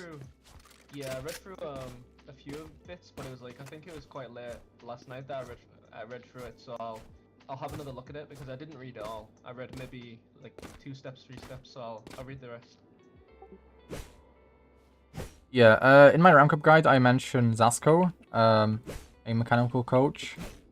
Zasco and Trickval, they are both really good mechanical coaches. Trickval is arguably slightly more qualified to coach mechanics, but Zasco very often just explains that like you want to have the clear like angle clearing and peeking process. So you want to pre-aim, peek, right? And you don't want to overswing angles. So like, for example, like you did here, where you just pre-aimed like, I don't know what you pre-aimed, but you pre-aimed like over here somewhere. It's like, there's no process in this. It's just a swing. Like, there's not really even a pre-aim, because you're just kind of like, where could the enemy be? They could be here, they could be here, they could be here. And your cursor is here, and you're just playing like aim labs mode. Like, you think you can do this? You think you can do this? I can't. I could never. Usually my thought process when I'm like autopiloting games is just to play time to kill and just swing out, and if I see someone then I'll just keep strafing them till I'm on his head. Which is not like a great approach whatsoever, but I usually only autopilot when there's like somebody I'm talking to, so like having yourself in the call, it ended up me autopiloting. Oh yeah, also, if you're playing mid for fast rotates, you can totally do this. Like, if your sound circle for your footsteps is too far for the enemy to hear you. So when you're swinging this and when you're swinging this, you're full speed. So you get like a really good swing on the enemy here, really fast swing. That's a good point. And only look away once you're like hidden, right? So like, because if you're looking away now, like the enemy could peek you, right? So like, this is also a good spot to practice your re-aims. I really like this. I don't use it. I usually start here as Sova, so then throw a dart. But yeah, well, it just like wasn't in the rotation for quite a while, and it's still like kind of new. It's pretty new. It's pretty new. Sage. Yeah, I usually play Sage on this map, but I just wanted to primarily lock in Jett and just to get out of this elo, because it just when you play Sage, it's just quite hard to get the round wins, because you want to get them initial peaks at the start of the rounds and get like the initial kills, because it helps a lot during the. And that's yeah. Really. By the way, I think do you have an escape here somehow? I'm thinking like if you as a Jett, there might be like an escape you can have here. Oh yeah, maybe this off angle here. Oh, this might be nice. On this ledge, this might be nice. What about the people on the right? Fuck the people on the right. Fuck the people on the right. Just. Yeah. Then you dash away. No, because the timing is much later here. So, if for example, you mean to begin with? Yeah, at the start of the round. It takes much longer for the enemy to peek you here than it is for them to peek you from here. So, that's a good point. And then just like smoke down, dash off. Yeah. I think we can even time it now.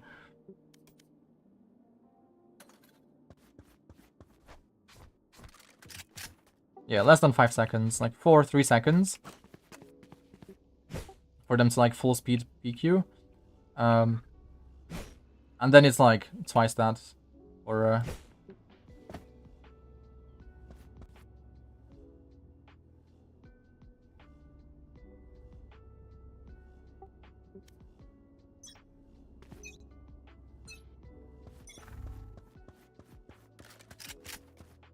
like 6 seconds.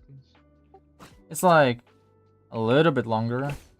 Yeah, so but it's like it's got a timing. After 4 seconds, then I would like dash away, or I would pre-aim this next. Yeah, that's kind of stuff that people don't think about even until like Immortal. I feel like people don't really think about timings. Same here, to be honest. Like if you're holding this pixel, that's not a good angle to hold, to be honest. They swing you, and you can just get wall banked here after they see you. So you need like a 1 millisecond response time. Better to swing wide on this angle, I always feel. I've when I used to play Abyss, I always used to swing this angle, And the best way I was able to play, because they always pre-fire that box and they always pre-fire that close angle, the best way you can play is just strafe further out. Like very wide, strafing and... Actually, thanks for the reminder and blocks, just, because... hold, like a little bit further away from the wall. And I've had like multiple aces, 4Ks.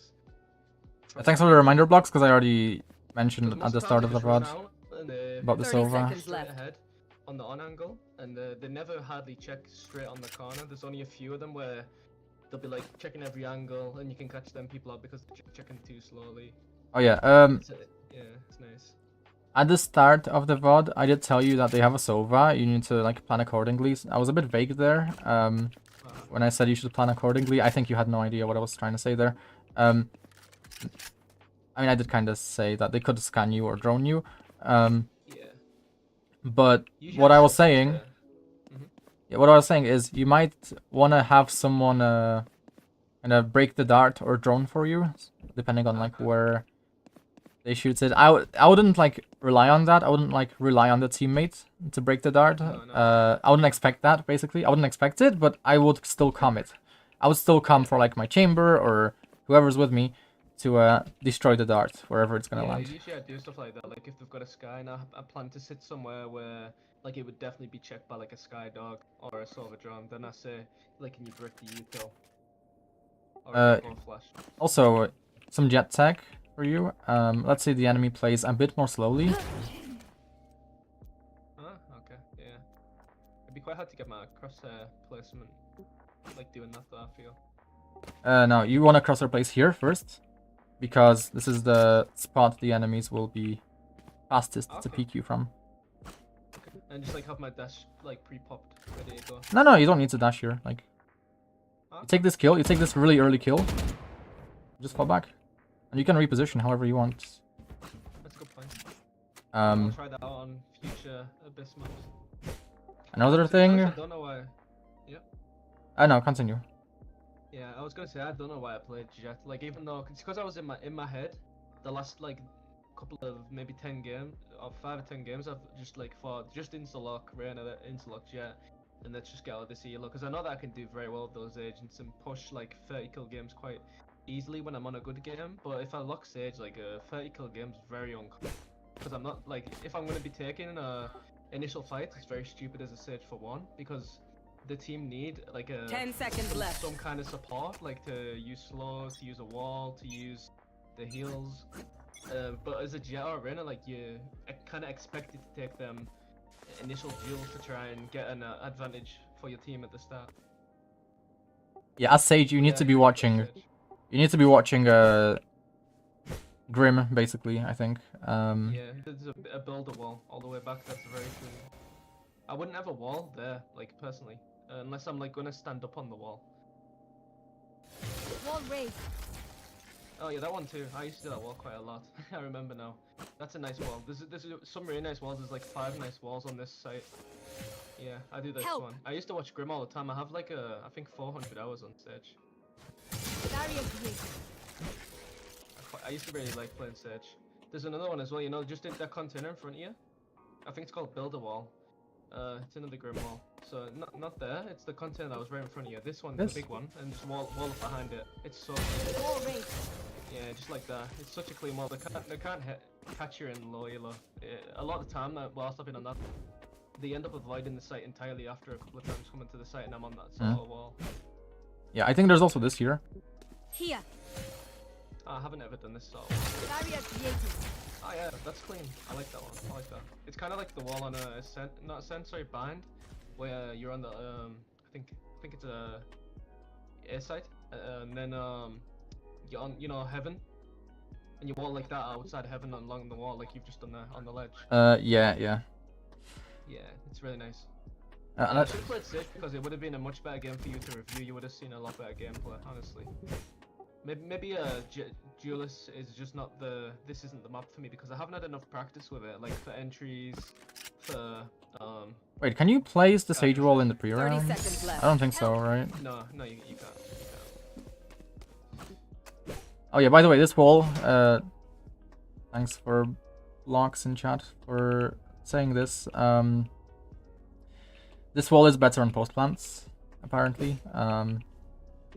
They are a Sage player, an Immortal Sage player. So this one, post plant, better, I think. Oh yeah. For post plant, yeah, this is really nice for post plant. Yeah. And then you can also peek heaven. Oh my god, you can peek heaven.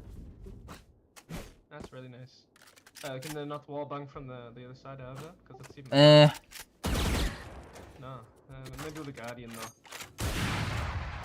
Heavy penetration, yeah, but That's really clean. It's unlikely, especially in low elo, that they would shoot that. Oh yeah, but watch out for the gap. Maybe don't make a gap. I'm not sure. I don't think it matters too much on that. They're not really gonna check that. But I don't think you need to peek heaven here. I think if they destroy the wall, yeah. I'm just fucking using my fucking. I'm using Blox's tips from chat. I'm such a fraud. I'm using my friend. I don't know if I can call them a friend, but Have people who you can work like base your like input off. It's good to have like a second opinion. another Sage wall I recommend you do is this one. Because you get this line of sight, and Yeah. I don't really like that too much personally. I feel like it's done too much, and a lot of people will just check it. I feel like has it been done too much? I've never seen it.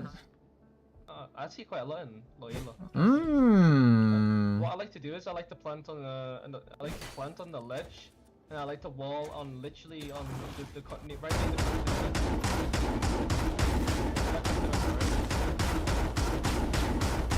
Yeah, 1 I second. actually do that wall that you just did, but like you get caught out quite a lot, I feel. So not on the ledge, so right next to that. Yeah, I know. I'm just trying to improve this one. Okay, yeah, no problem. Yeah, I'm gonna play Sage on our next one because I want to show you like how I play Sage. I play Sage like I feel like play Sage pretty good. Yeah, this is tough to align so it's like on top, so you're less visible. But Sage wall is kind of buggy after like one of the. But yeah, that's a really good wall, very good wall. yeah, for sure. You get some nice off angles here, Yeah, it's really clean. and I think you can also Especially hold when flank here. Maybe you can hold I flank wouldn't say so. if you jump You up. just Yeah. really focus on like CT and heaven. I'd say that's all I ever focus on. Yeah. This wall here, the idea is similar to Brimstone players. They will smoke on top of this platform, and there's gonna be like a one-way here. Enemies will like run past the one-way. And they're not gonna be looking at you here. Your feet are not visible because you're on top. There's a one-way. I could show it if you want. Yeah, go ahead. Did you do you play smokes? Or am I confusing you with someone? I can play smokes, but I don't. 30 seconds left. I think you're basing that off the profile review you did the other day, but like I told you, it's my partner's younger brother. He usually plays Clove. So that might be why you're. No, I'm basing it off one of my friends who kinda coached me. They showed me this one way here. Your feet are not visible, but you can see players coming through here, so it's like they're not gonna pre-aim you. They can't really push you. They could spam you, but they're not gonna like clear you. So as they're pushing, you can just wait. You can just timing them. You can just not shoot them, and everyone's gonna walk past you. That's very good. I like that wall. Yeah. It's very clean. So it's the same idea with the Sage wall. Yeah, probably play like Omen when you're doing them kind of smokes, because you kind of want to have it so your smoke regens, because Brim smokes don't regen, if I remember rightly. Yeah, but they last a very long time, which is That's true. That's really true. good. And to be fair, you do Yeah. get free, so you can kind of smoke on that box, smoke heaven, and then Smoke's down. you've got one more smoke for that one way. It could work well. Play You really want this kind of smoke if you're Jett and you're updrafting on the platform. Yeah. Even then, it's like you might want that smoke regardless, just because it denies the peaks and the holds from these books. It's a strong. It's really annoying to deal with. I think pre-firing this is okay. I'm not too sure. It's kind of tricky. I think pre-firing this. Where is this? Right here. Maybe that's like the middle, kinda. Is that how you figure out your wall banks? Yeah, yeah, You yeah. like ping one side. Yeah, so if you just like pre-fire this, that might like deter the enemy from peeking. Yeah, possibly. It doesn't wallbang though. I feel if that smoke though, enemies wouldn't really be next to that box. Yeah, they can't really play inside. They can't do anything in the smoke. So, but saying that, like in loyal, they do anything. They could be standing on top of in the smoke, waiting for the smoke to go. If you have a crazy timing, you could go crazy overheat, and kind of just push into the enemy spawn here. And you can totally just camp here. If they're rotating through mid, you just clear spawn silently, and then they run past. You can just get a timing on them. Okay. But that's if you get like a crazy timing, right? In your rank, you might get that if you're fast enough. Yeah. So in like that situation where there was like just Omen on site, one guy on B, you kill him, you updraft dash or some shit, right? And you get the timing on Heaven. You might be fast enough to just get into this corner here. Oh, definitely. There's always especially in low, maybe not high reload, but there's always you're able to get times on the majority of the games you. And also, you don't even need to push all the way through. Like, let's say your teammate is holding this.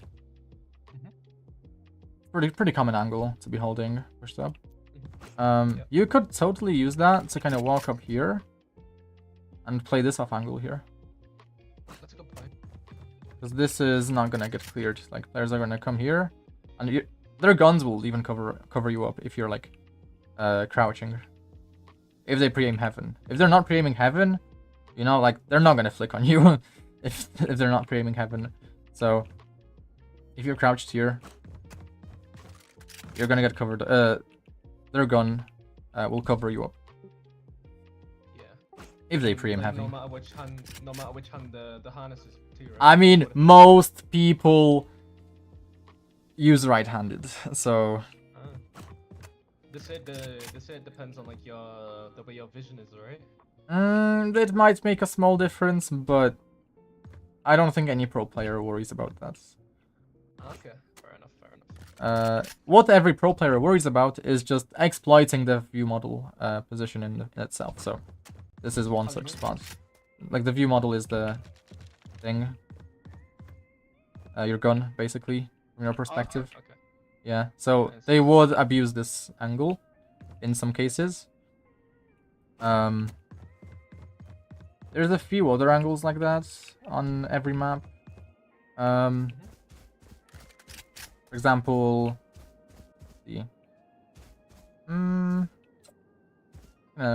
tough to say. Well, there's a few angles you want to like worry about if you are in a certain angles. Like, can I find it?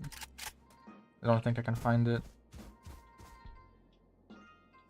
No, I can't remember what it was, but there's a few on split. There's one on split. I don't think split is in the rotation, but yeah. Anyway, these sessions always go for way too fucking long. There's always something to talk about.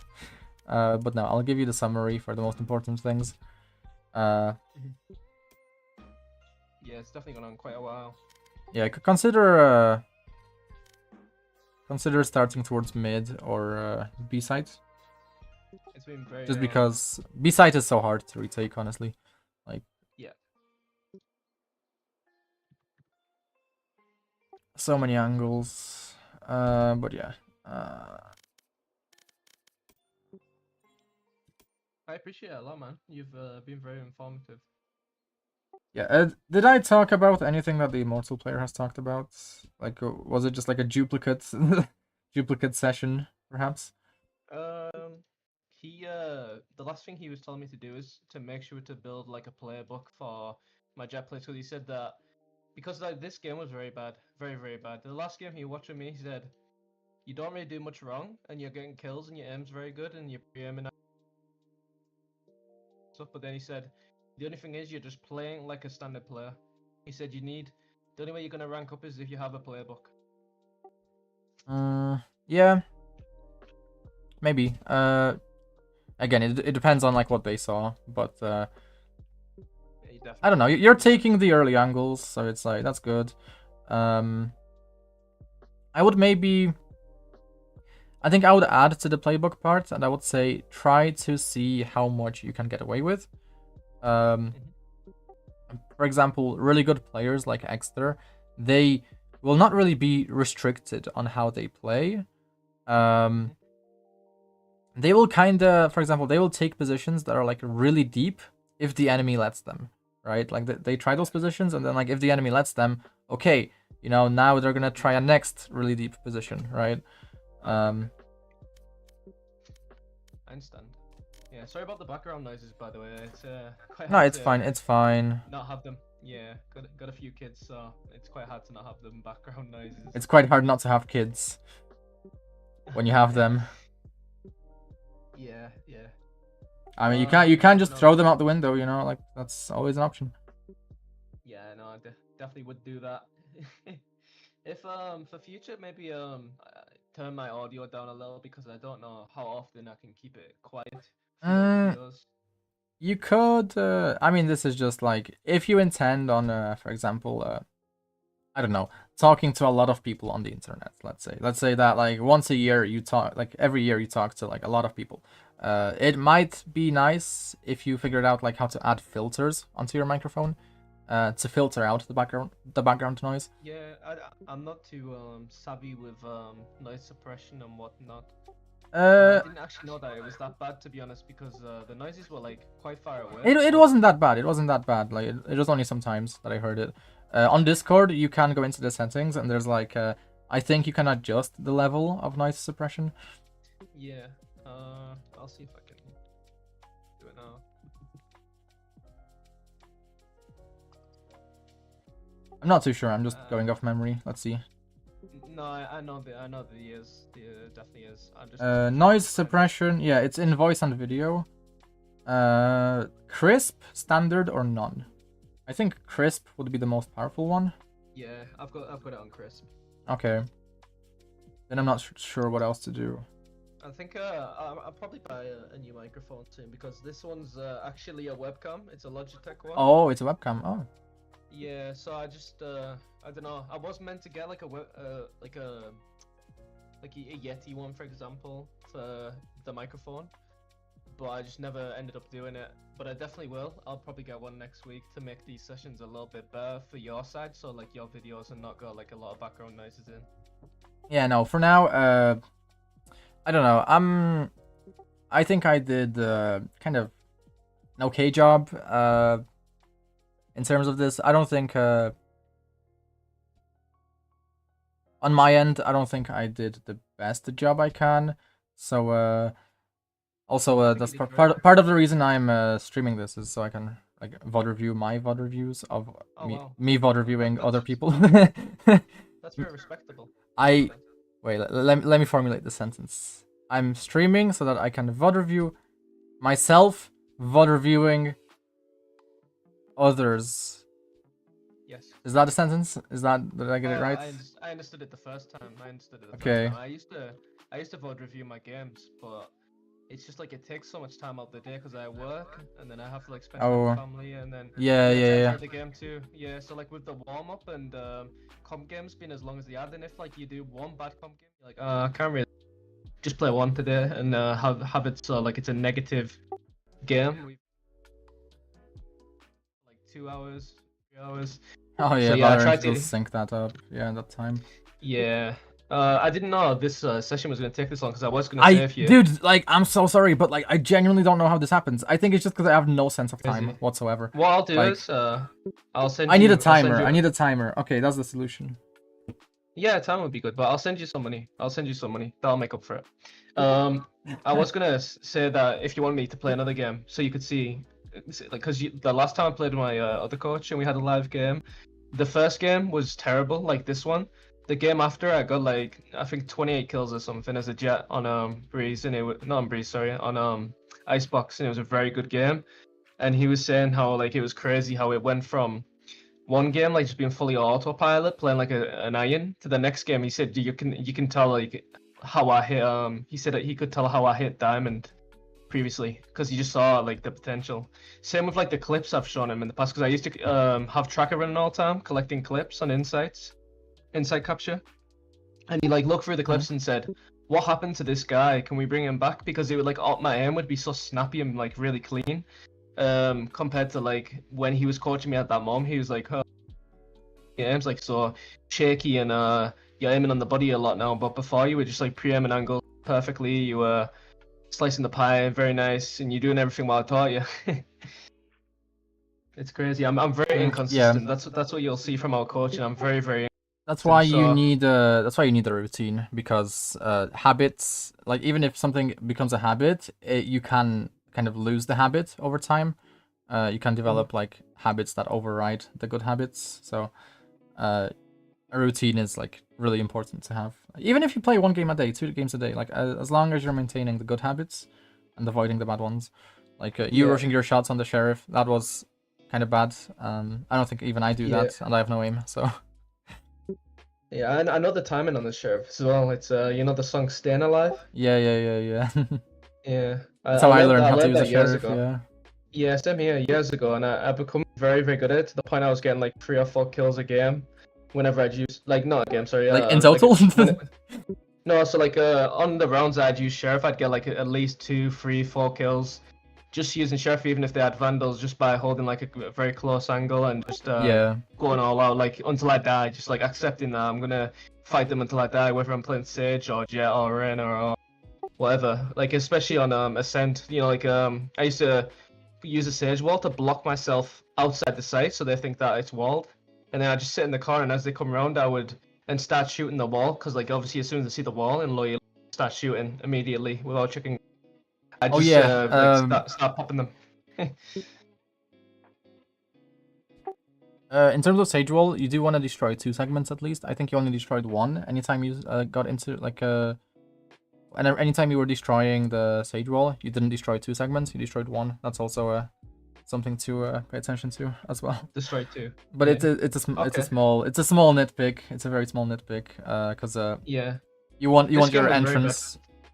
You want your entrance to through the wall to be a bit wider, just so I understand. harder to get spammed and shit like that. So I'll keep that in mind. I don't want this to drag on any long because I've took a lot of your time. Okay, okay. No. I'm taking up all your time, bro. I have all the time. No, I've got time. Like you have time. Oh, you want to bet? you want to challenge? Who has more time? No, I have time because I've finished my work today and the kids are going to bed, so I can have like another 3 hours, 4 hours, 5 hours or something, just chilling. But I'd play another game now.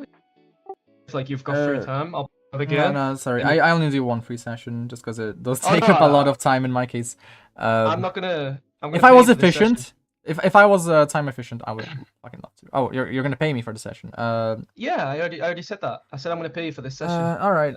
But I would need to set up some kind of payment service for it. Yeah. No, I can just send you by bank transfer. We're both in the UK. Oh yeah. Oh, we're both in the. Okay, that's good. But I think I'm not gonna take 2 hours of your time and give you nothing. I'm not sure if I would prefer PayPal. Bank transfer's got no fees though. Hold on, I'm not too sure. Sorry, I'm just thinking about the notes. Talk about this when you finish your stream, just so it's a bit more authentic rather than talking about payment on your stream. No, we'll figure that out later. Let's do that later. For now, I just wanna think ahead a bit about the notes I'm gonna give you from that VOD. I appreciate that. Because I'm just worried I'm gonna forget some kinds of details or explanations that I gave. You don't need to overthink. You don't need to overthink it so much. Just do what you think is best. Yeah, no, because like I don't see anything wrong with your mechanics necessarily. Like your clearing technique might need some work, but maybe it's not that you can't do it. It's just that you don't do it, like out of laziness or whatever it is. It was just simply that I autopiloted that whole game. From start to finish, I was just autopiloting the whole time. Okay, yeah, no, I know you were, but I don't know. Like even when I'm also autopiloting, I am making it work, and now I'm trying to just wait. Hold on, because I have a method. I have a method I use to completely, like, kind of override the effects of autopiloting. Let me just find it. That sounds good. Yeah, sometimes you just gotta keep yourself in check. But this game, I don't know why it went very bad. It was a very bad game. I'm hoping that the next one will be a lot better, so you can actually see how I do play.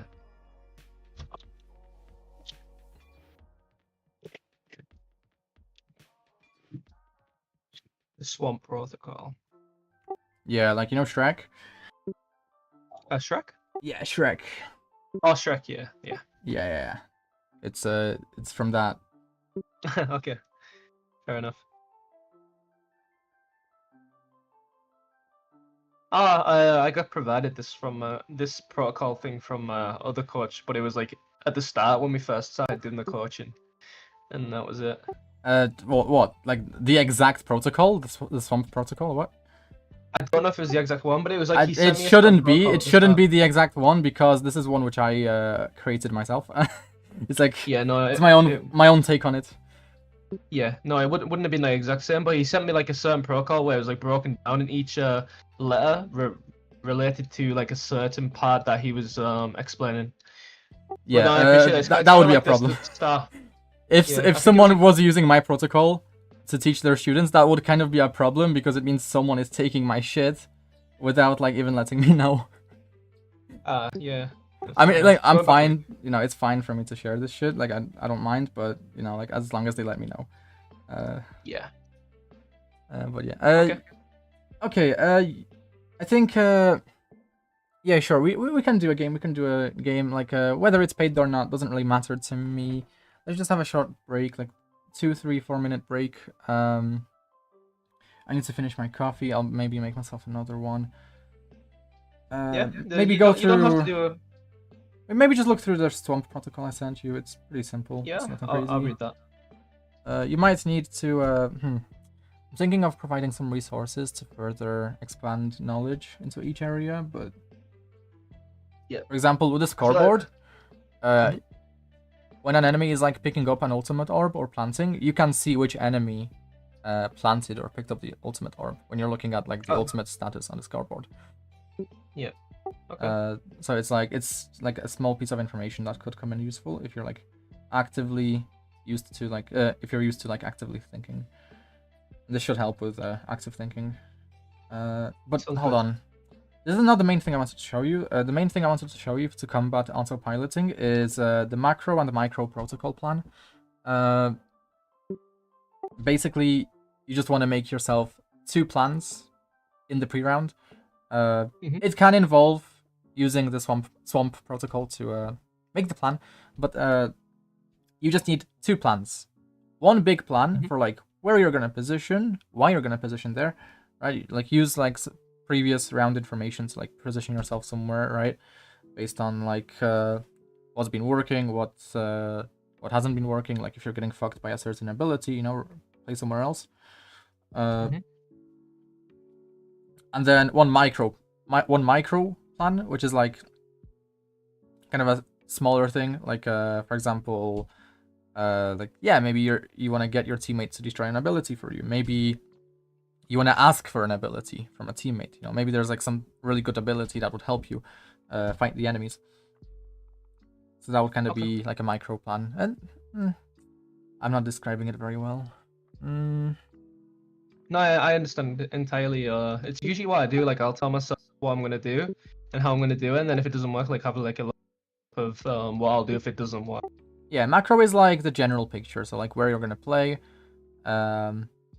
Micro is like the smaller things, the smaller details. So like Yeah. it just, you know, as long as you're thinking, right? Like because the issue with autopiloting is, you know, you're just kind of peeking things. You're not thinking.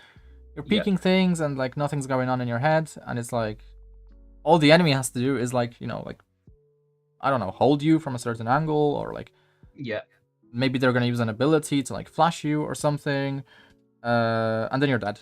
then you're dead because you're flashed. You weren't Yes. thinking. Should we have that little break then? And Yeah, if you would yeah, like yeah, to watch yeah. another game, I can't promise it'll be a lot better, but I'm hoping it'll be better. I'll be thinking a bit more and not so much focusing on trying to. Try to Be implement cautious. more shotguns into your gameplay because shotguns in so many angles are just like easy mode Valorant. Like Okay. as I okay. said in the tracker review, you're playing Valorant on hard mode by like mostly playing Vandal. You basically have to hit headshots like the vast majority Yeah. of the time. It's not that good. It's not that good. Okay, let's have that break because I'm gonna read Yeah. through this protocol, and I'll let you have a little break to drink your coffee and whatever you want to do, and Yeah, then yeah. Okay, I'll give you I'll a see message. you in a second.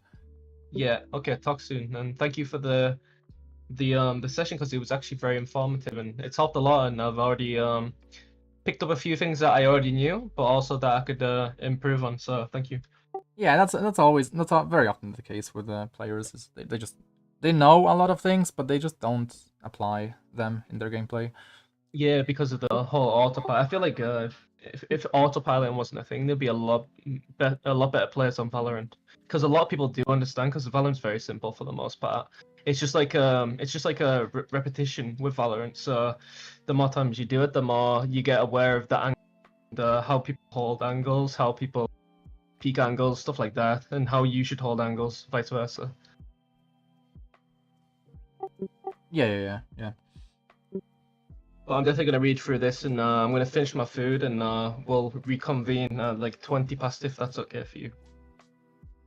Yeah, all right. What did you I say? appreciate your time. What time? 20 past, so like 10 minutes roughly. All right. I'll see you. Sounds good, man. Right, speak soon.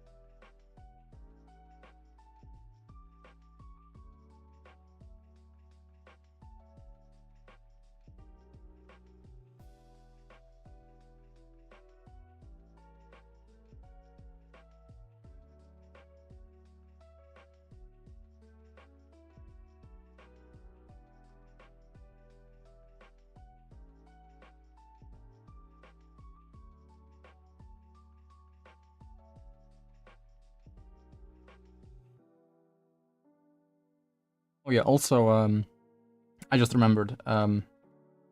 Sorry that I don't have a webcam because my current one doesn't work. I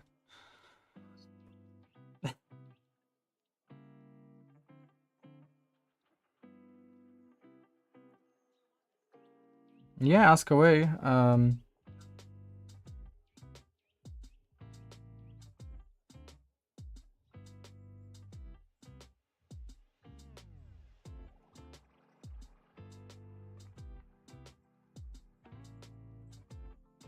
No, no, no. If I have to aim at multiple enemies, oh, my hand just stops working. Just, ugh. My hand disappears for a moment. Yeah, solo queue.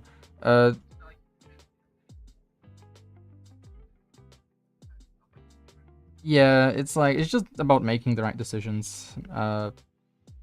But generally with like duo queue and trio queue and 5 stacking, 5 stacking generally is not that good because many people abuse the 5 stack system to like rank up easier. For triple stacks for triple queuing, it's okay if like your like region is pretty shit. Like if you're like constantly finding players who are like just throwing your matches or whatever, then like triple queuing is fine in such cases. Generally, duo queue is the most you'd want to do. But even then, you need someone who's either just as good as you or better for you to actually benefit.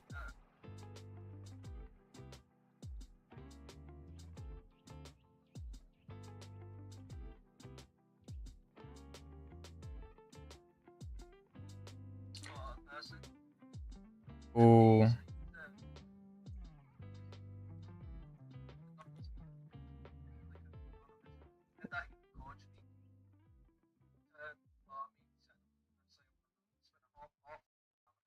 Professional Valorant boosting services.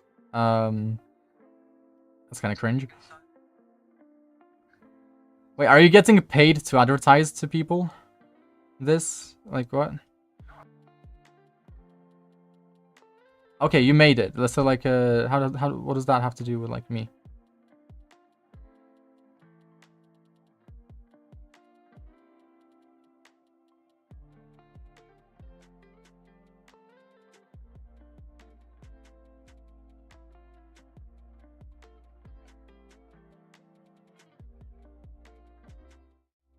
Obviously, like you get the Google results. So like when you search up Valorant on Google, it's the first result on Google because of the way I built his website. Sorry about the background noise, by the way. The baby's crying. Feel free to turn me down or whatever you need to do. So like you can sign up. I've actually forgot my login. Hold up. Let's see if I can remember it. All right, here we go. So use a dashboard. You can go on services and you can do placement. The user can pick like a placement match, for example. So you'd order it. Number of placement games. Say they wanted like it's a fresh start of the season. 5 placement matches. Most recent rank like plat. And then you can pick like to stream or not. And it would like add an extra 15% to the order amount. They would add like the username, password, region, and special requirements like use this agent, like use solver, for example, and then they can order it, and the payment goes through Stripe, which is the biggest payment provider. And how it works is like, unlike PayPal, where like it goes into the PayPal account and they can dispute the payments. Stripe holds the money up until you want it to be released. I haven't got logins on this computer, I don't think. Anyway, so when you're in here, you can set it so you can get daily payouts, you can get weekly payouts, monthly payouts, so like however you want it. And then so like when the user pays here, it goes to your Stripe like bank account in a way, and then you can withdraw. And probably like 1 billion companies around the world use Stripe. It's like more used than PayPal. So people could go, you could like give people who you're gonna provide services to your website. They could go on, go for rank boosting. Say they're like Oh yeah, some free player. I'll be honest, you were making my eyebrows really raised until I noticed the one-on-one coaching options as well. Okay. Yes, like you can even do coaching as well, custom orders. So this guy, like he does rank boosting. Yeah, I'm just not sure And, if I would use a website that like advertises boosting services. This is just for the guy's Like- preferences of what he was providing. Yeah, so, like, you it's might just just that have... I'm really anti boosting and anti-smurfing, so Yeah, I mean that's fine completely. It's more just like I'm showing you an example. So like what I'm saying to you is maybe you could benefit from having a website where like you can add blogs onto to tell people how to rank up quicker. So like the sort of stuff you put on that Word document, but an actual website for it, where people can go on and make comments and whatnot. Or yeah, I mean, I'm not sure if this is the most popular option, but I know that WAP is pretty popular for Valorant coaching. Also, there's like one more that's pretty popular for like Valorant coaching services. I'm not sure if I would use this one specifically, just because, like, again, I'm really anti-smurfing and anti-boosting. Yeah, so I don't think you understood the way I was coming from. Like, essentially, I'm a web developer, and I can make any sort of website. So I can make you a website that literally just is evolved around you coaching people, offering people guides, having people pay for membership to be able to access certain guides. Okay, so you could make me all that that kind kind of website. Yeah, I don't know if it's necessary. Unless like I don't know.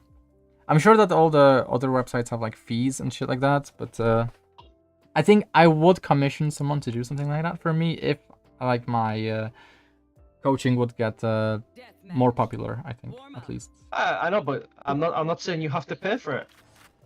It's your choice. You have to think about it, and if you feel like it could benefit you at all, which it most likely would, if you can market yourself properly, then people would literally pay through your website, and you would see on the admin dashboard that someone wants to like have a service from yourself, like one-on-one coaching for 1 session, 5 sessions, whatever.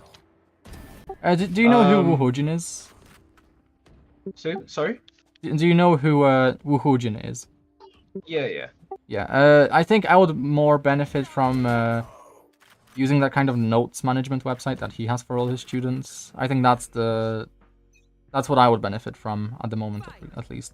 Okay, no problem. It's worth just keeping in mind though that I can do that. Yeah, no, that's fine then. But yeah, I really, you almost made my eyebrows like raised a lot because. Yeah. You know, it's like you know, from my POV, it's like, oh my god, this guy is now like doing a presentation to me about a website that like fucking promotes boosting services. So yeah, no, kinda, I got kinda suspicious for a second.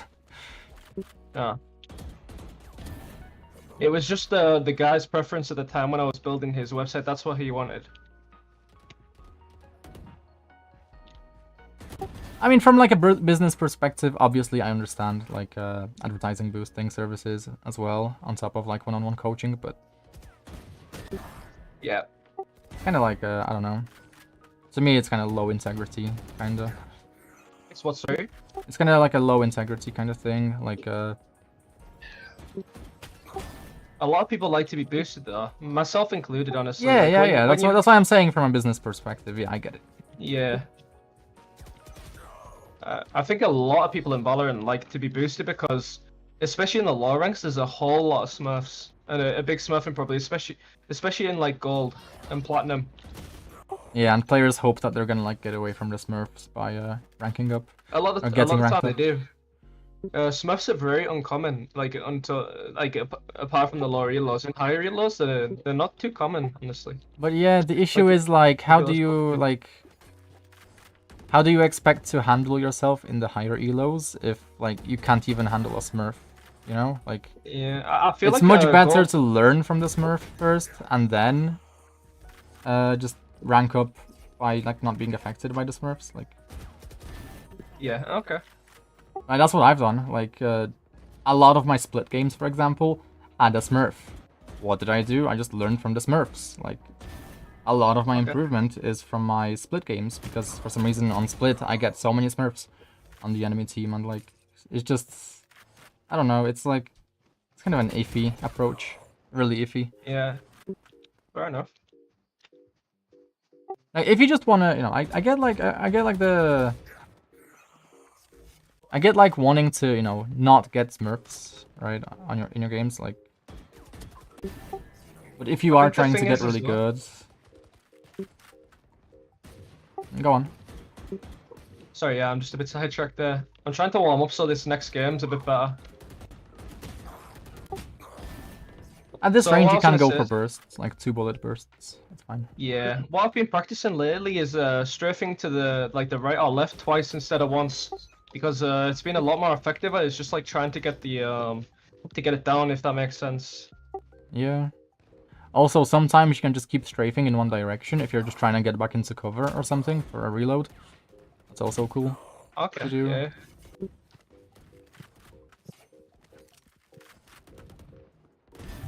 Like triple strafe to get back into cover, so you actually have time to breathe. I'll try.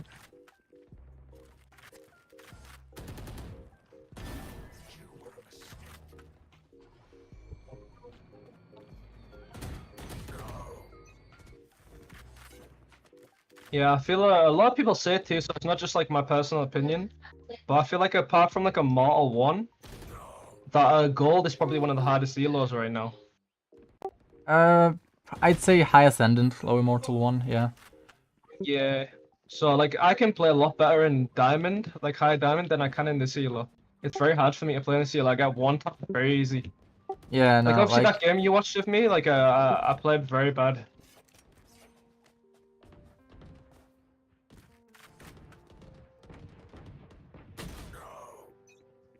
no, I think in general, yeah, like silver is where it's kind of hard because like such a high population of players in the rank makes it where like yeah, you might stumble upon like more Smurfs and shit like that, or just like more imbalance in general. Yeah. That guy had a nice shot. Like, statistically speaking, you should get pretty balanced games the higher the population of the elo, but for some reason that doesn't really work like that. No, it doesn't.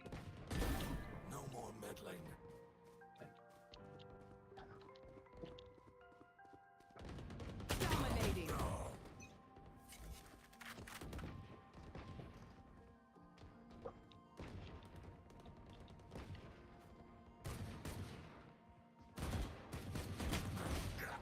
Okay, so see there, it's completely fine for you. Like you were like W keying instead of like strafing. You should have been strafing to Yeah. change targets. Oh. Yeah. Whenever you're not aimed at an enemy, just strafing and moving is the best option. But pressing W is usually not it.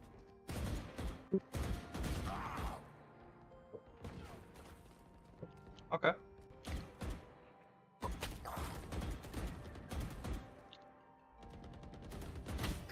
Oh, just above his head.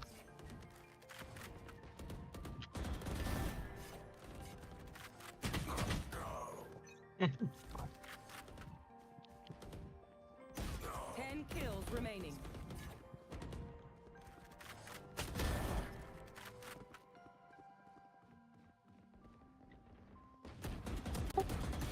Notice how he kind of jiggled that angle? You should have just swung. Like, Okay. just swing the angle.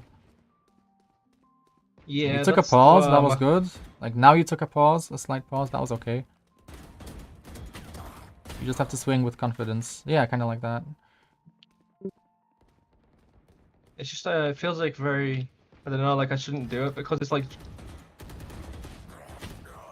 dry peeking. Whenever I do this, it's just like pure dry peeking. No info and just peeking.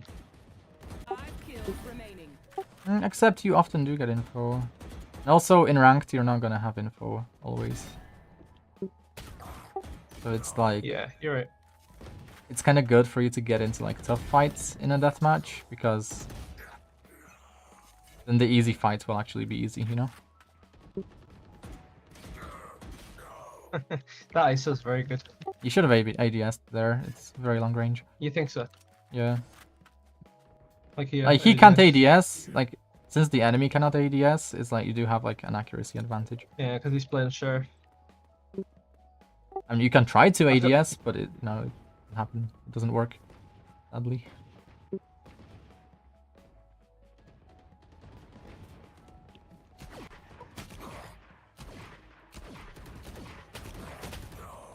One Yeah. You're not really micro adjusting. Maybe like a micro adjustment routine would help you. Like that.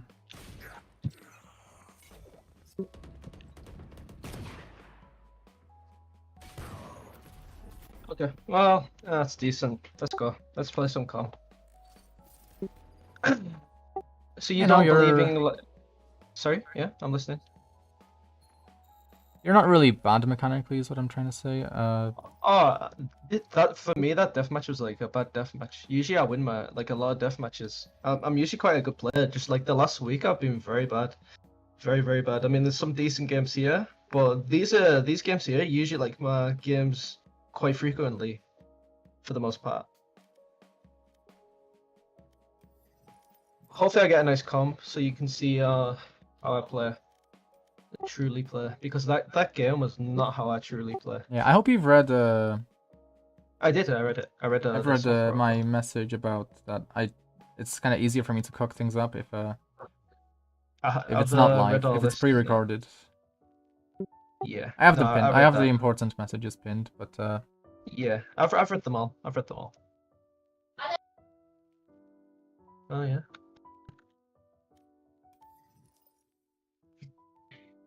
Yeah, on here, what they need on Valorant is what they said. Loads of people have said that they need like a pre-game when this is counting down, because like some pros, like they have to, not pros, Yeah. but like people in like Radiant, they have to wait like 5 minutes for a game, sometimes longer, and they have to just sit there with it like yeah, just counting up. it's so bad that they haven't like let you do things. Yeah. Like other games let you do things, no problem, right? Like Overwatch, Marvel Rivals, like Yeah. you can do anything in those games while you're queuing. Yeah. match found. All right, here we go. I'm gonna play it good this game. Good map, please. Oh yeah. Yay! We can implement what we talked about. Yeah, we can.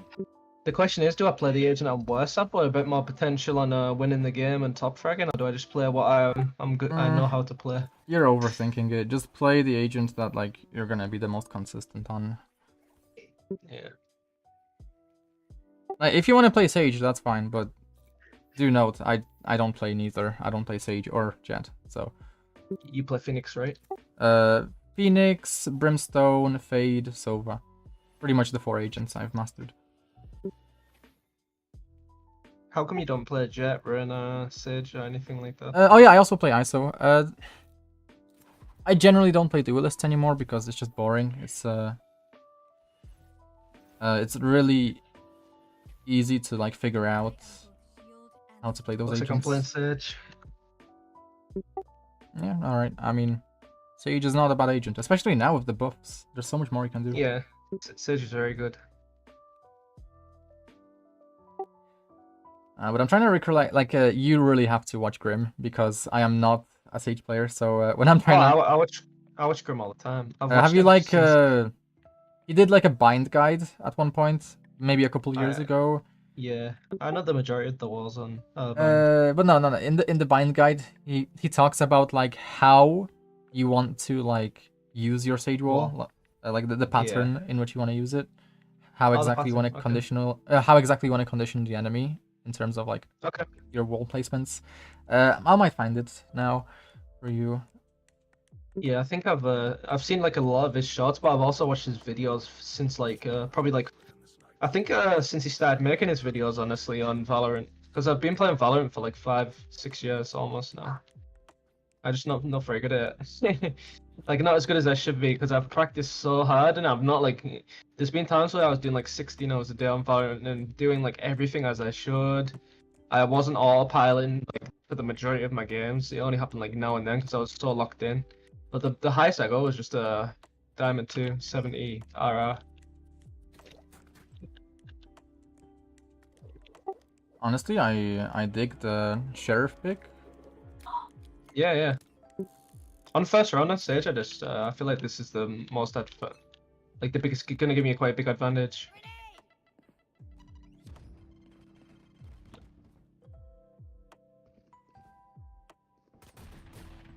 Reloading. One enemy remaining. That was really well played. Down A.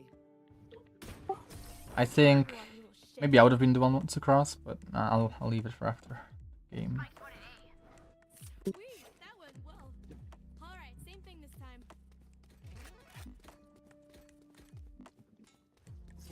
Yeah, that bulldog is a fine pick. Now remember, they will have maybe sheriffs at most, so sheriffs and light shields at most. They will probably not have light shield, so 3 bullet bursts is 1 kill into the body. You don't need to insta wall. There's no need. Listen out for footsteps.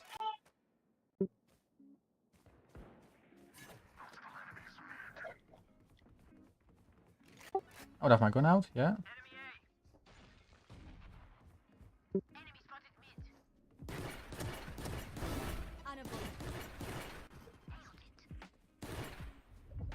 Yes, he's in the smoke. Here. One enemy remaining. Here.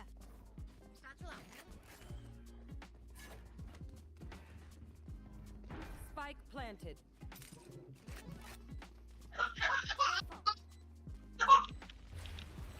Hey, nice. Good round. Yeah. Sorry about the background noise. I'll close my door, but 2 seconds. They have seen our power. Lyra, Like, why can't we just hug it out? Lyra, Pinche Rico. get light, please.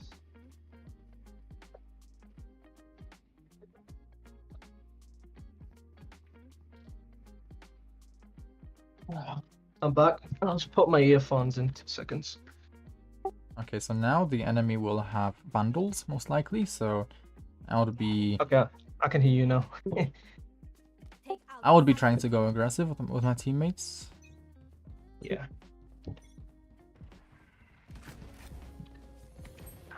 Ooh, Spike down A. they're out.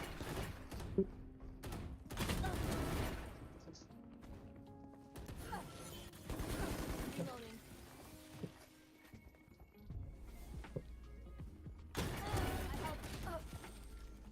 Hey, good shots, good One shots. side.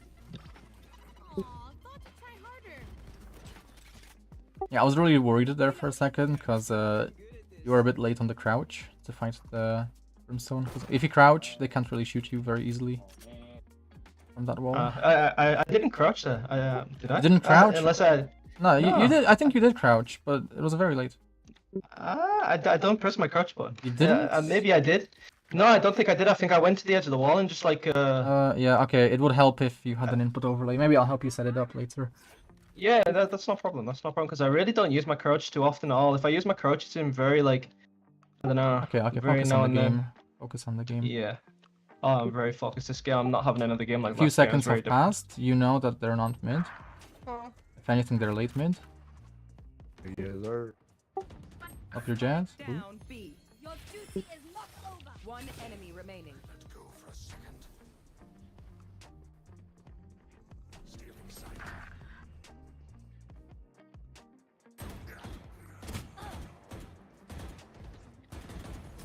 Ooh, that was almost bad. I think you accidentally dropped, right? Yeah. On these edges, just press your W key instead to go wider. Ah, okay. Good point.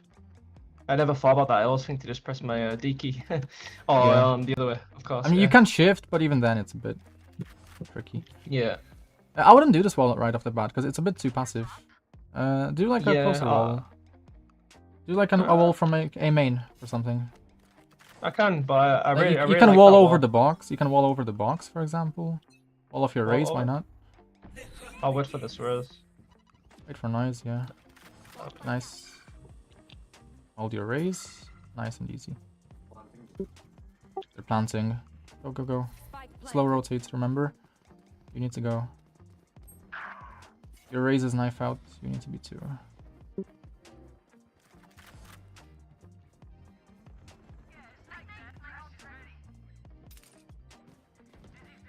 Could be one window. One enemy remaining. Nice. Good flank. Healing you. A little bit better. Of a flank. Easiest way to get the spike defuse. Yeah, they just get uncomfortable and they hop off it. Yeah, yeah. They have to do that to start moving around like that to get away. That's true. Good advice. Can I get a drop? Oh, I'm looking forward to getting to like at least ascendant with your help.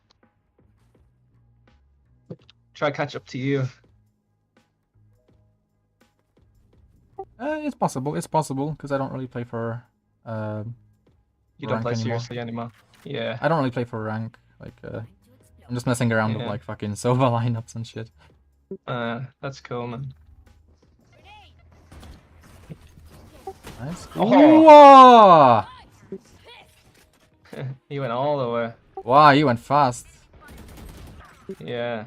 I know exactly. Yeah, so when I'm dead, what I do is I come to my teammates our available abilities. So I don't tell anyone how they should use their abilities, but I tell them what they have available in their arsenal. 'Cause Yeah, players, I usually do that too.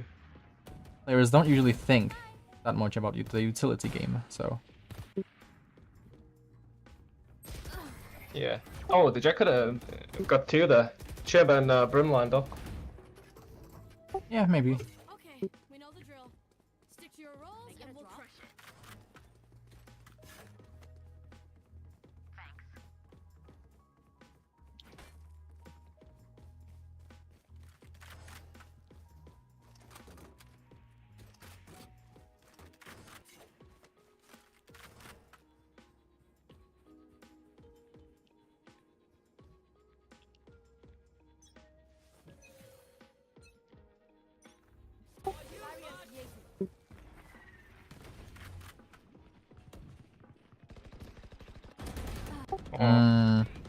Yeah, so... I wouldn't have used my wall like that. If you were gonna go there, I'd have walled up. Because then you can jump up Okay. and down the wall if you wall off danger. Yeah, that's a good point.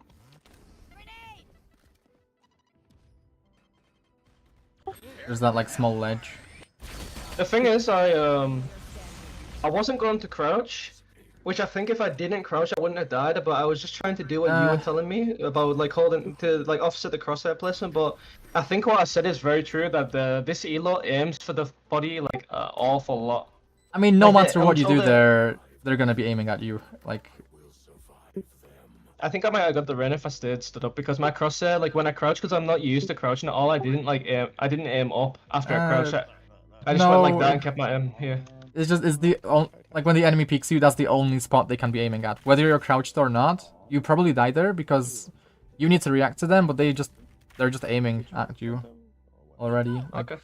I can take your virginity back. what the hell? Blow 'em up, Mosh.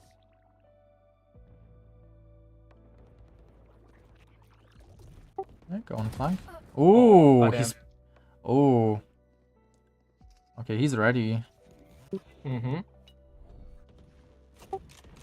Okay.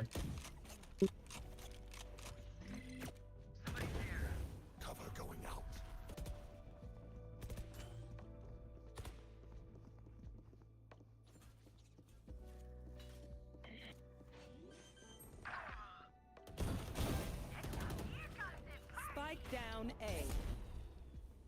Spotted A.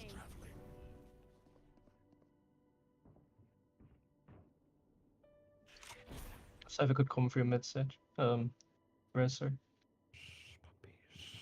Once on your way.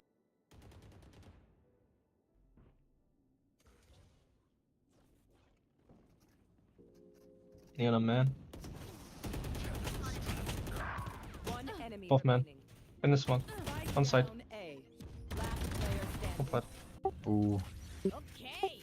Okay. I want you to try and use more aggressive sage walls. So don't wall like backside or in your spawn or anything. Just make a wall that lets you like be on top of it, or like next to it Okay. for some kind of angle.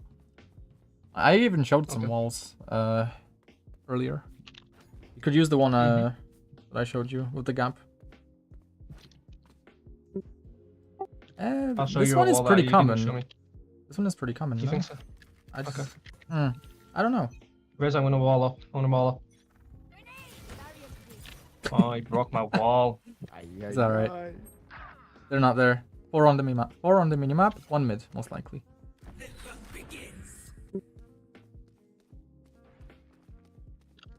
Very likely mid. Spike planted.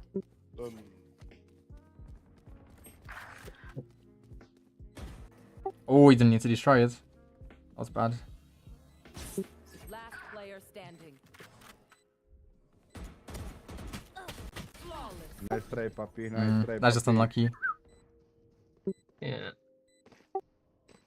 I think if you're gonna be flanking so often, I wouldn't be flanking. I would maybe destroy the trips, but I would go back if your team is still alive. But They were all already dead. That's why I didn't bother. to go back notice to how that. they have 2 abilities for flank. They have cipher trips and the chamber trips. So there's no really Yeah. getting past that. You can still destroy them though. You can still destroy them if you're like fast. You're right. You're positioning very passively. Maybe for the neon. Maybe be ready for the neon. I play mid. Okay. And that's probably a gun there for me.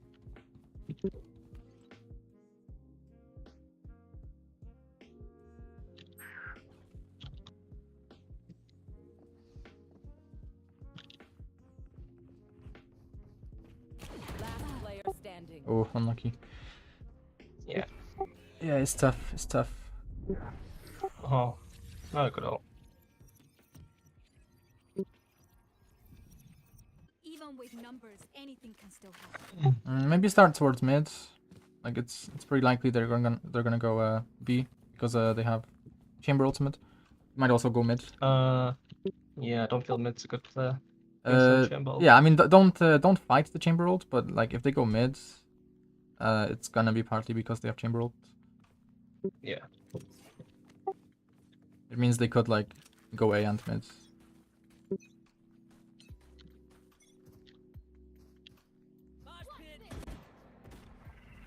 No, on B. You have Sage Wall, you can use it to your advantage. You have slows.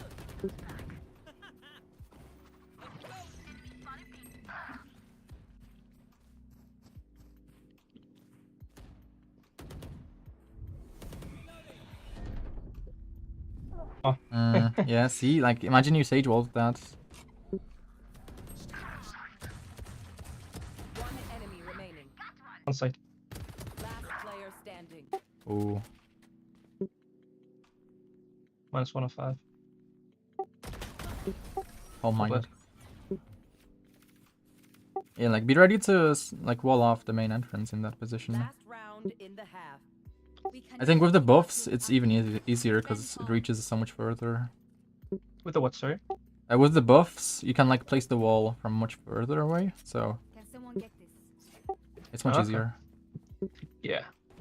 You buy me a Riz? They have Neon ult. Bro, yeah. They have Neon ult and they have Reyna ult. So be ready for like the fastest rush you can think of, okay? You want to play? Let's play.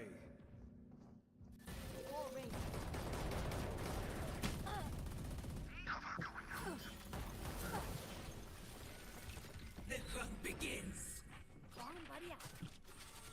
Satchel out.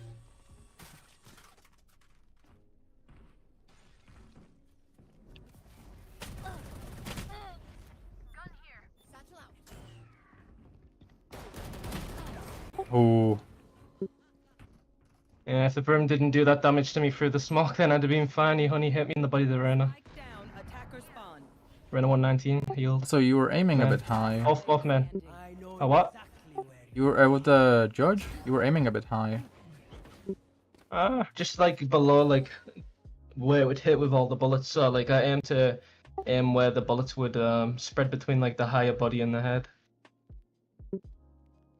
No one on your right, they were both one side, and then one was on your tight left here.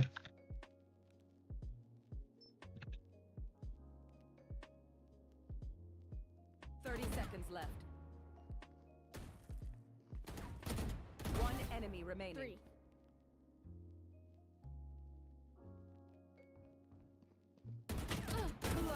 Ooh. Yeah, just a bit of a smurf. Without me. No, she's just really good. No, I think. Did she I just think he's throw her- smurfing. Just threw her Yes, guns away. Next half. Next half. I know, but it's a cool skin. Inspect it, bro. Yeah, you can't keep it though. Like you get dopamine for like inspecting skins, bro. Like it's like Right. it's min-maxing confidence, you know? Yeah, it's like the sheriff. Exactly, like inspect it. Yeah, like why am I not seeing you inspect it, huh? I used to all the time. I used to do it every time, and I used to get like some nice kills. Feels nice. Exactly. I was gonna use my wall, but I have to use this now. Yeah, they have a chamber, so it's good you're going B, but be ready for the chamber. Yeah. He has a deagle. Ooh.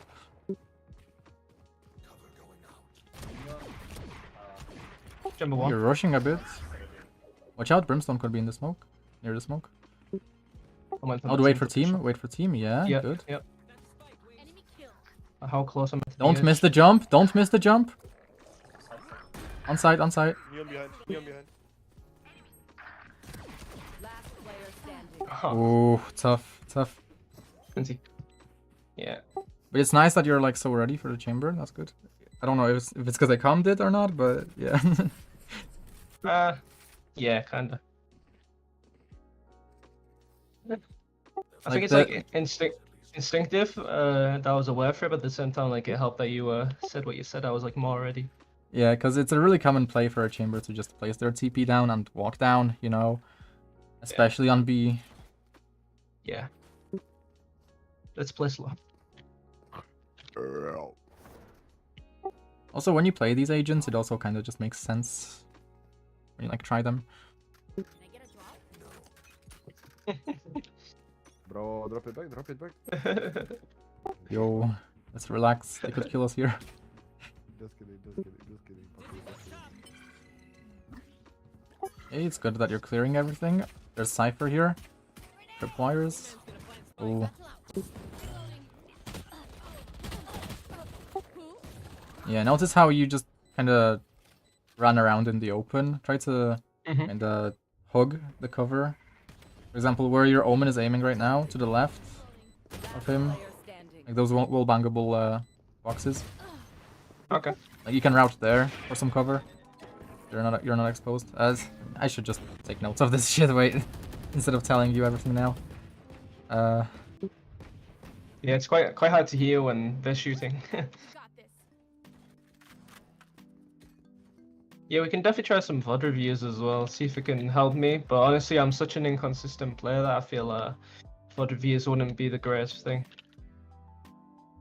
Because I play quite like when I play and I like say like the weekend when I play the most, I'll play maybe at least a minimum of 10 games. So I wouldn't even know which one to send you, honestly. Let's go.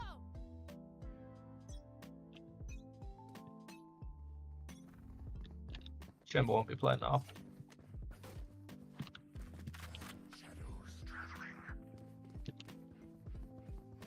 Saw you, Mosh.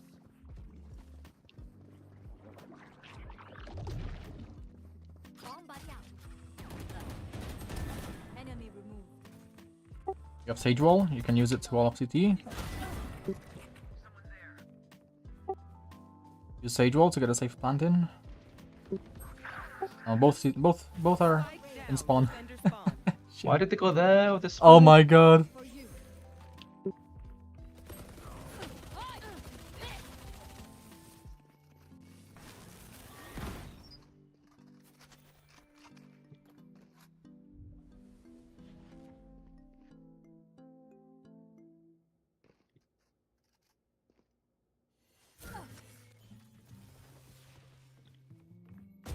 One enemy remaining. I got the spike. 30 seconds left.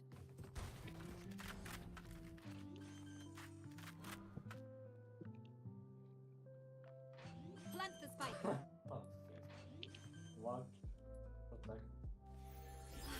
planted.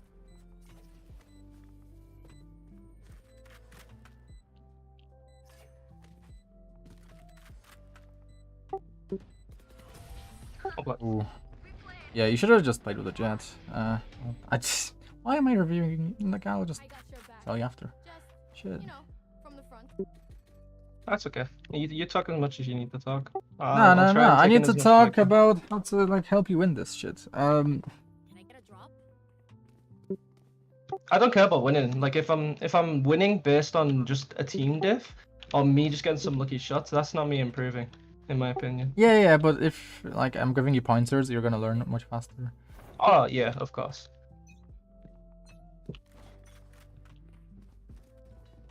Spike carrier is killed. Spike down A. You totally Look at can that. be slowing a main. Yeah. Go. Oh shit. Oh, I didn't mean to do that. My ultimate is ready. Hook me, man. Your duty is not Thank over. you, papi. Thank you. So what I miss? Careful. Bomb buddy out.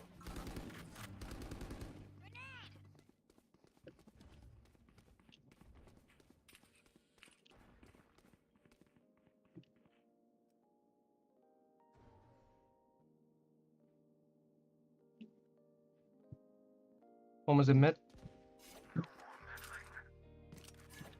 Gecko, we can go back.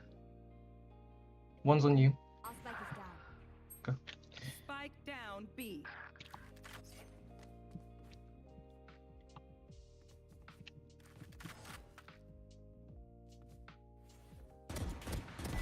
You fought well.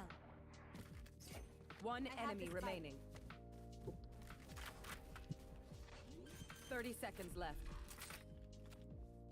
Spike planted. Hold up. Nice, guys. You're up. Stay safe. We're going back in. Yeah, so you know they like to fight for A main. You can totally just slow off A main. If an enemy pushes out, they're kind of stuck. They're isolated from the rest of Yep. their teammates. So just slow A main, I like can try. the deep spot. Like from Where, here, the orange line, where the purple line is. the purple line. The purple line on the minimap. Oh, okay. Yeah, sorry. Yeah, that spot.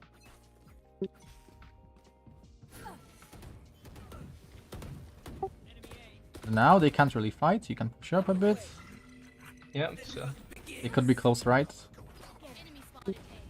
You can totally wall to help you cross. Blocking sight. I have the strike. Oh, it didn't even go to me. Oh yes, do the wall. Yes. Spike down A.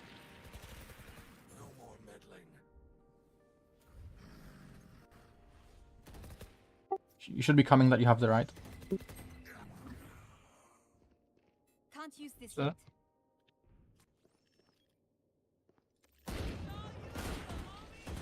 Huh. Oh, really rushing. You did fall off accidentally though, so it's okay. Yeah. Get him, wingman. Shot my wingman. Hold on a I sec. would just take a glance to look at where like my wall ends exactly before I I'm gonna fight. mute him. You would do what, sorry? I'll tell you after the game. Yeah, wait till the shooting stops. I'm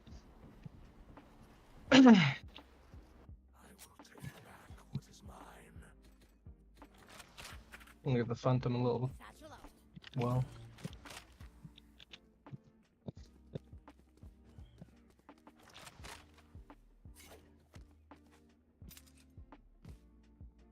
You come with us guys?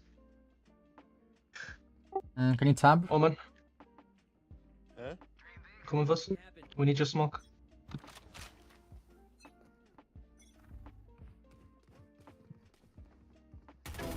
Satisfied. Nice shot. Could be one more. Careful.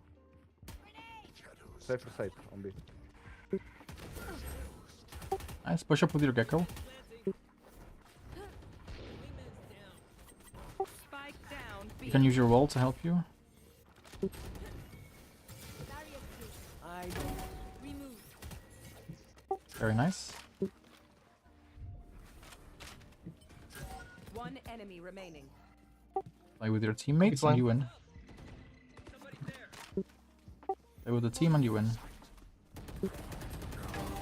Very They nice. were not good enough. Beautiful wall. That Cypher did not expect that. Yeah, no, he didn't.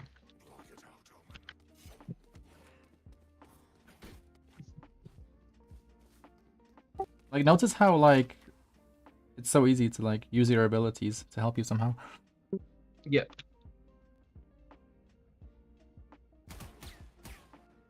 You just need to spot the situation. And it's a free kill.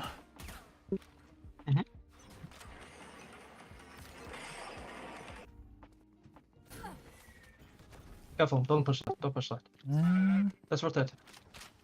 yeah, sure. Oh, shut Nice up. pick. You have to mute someone else now. Yeah. Could be close. They like to push up the chamber. Careful. Careful. We did not clear the box behind us. Jett did when he fell, no? Did he? Okay. Jett did. Okay. Your Jett's pushing up. You could push up with her. I can't have walled. Oh, are you? Well, no, you can jump up. Your gecko is going.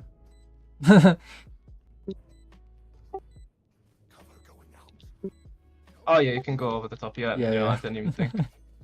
Yeah. One enemy remaining. I didn't even think that you couldn't even think of that. Oh my god. Okay, now I get it. Okay. I see why players don't jump up. They just don't think of it. What a simple explanation. Towards their eternal rest. Yeah, you have your Sage ultimate. Play back. Yeah. Oh, just Rocher. You have Raze ult. Just ask your Raze to like satchel in like past the smoke. You want to use your ult and satchel in, and I can res you if you die. Doesn't help I have him muted. That is a good comm. Really good comm. Good comm though. Nice. Is Raze gonna satchel? Yes.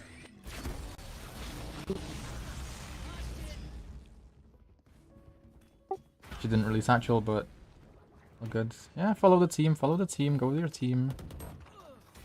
They have a gun now, oops.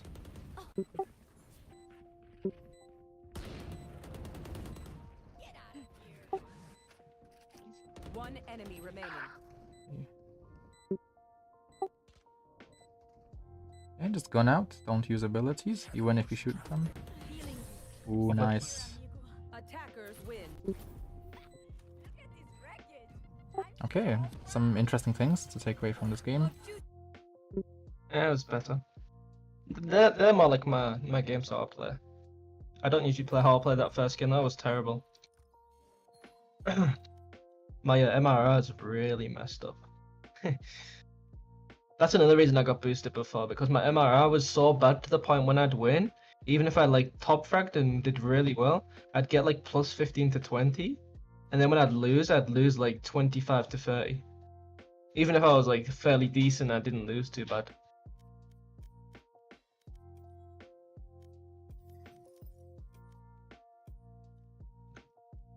Okay, very There nice. you go. There you go. No need to do a big review of that one. I try to like. Save No, some of there's your- yeah. There's just a few notes.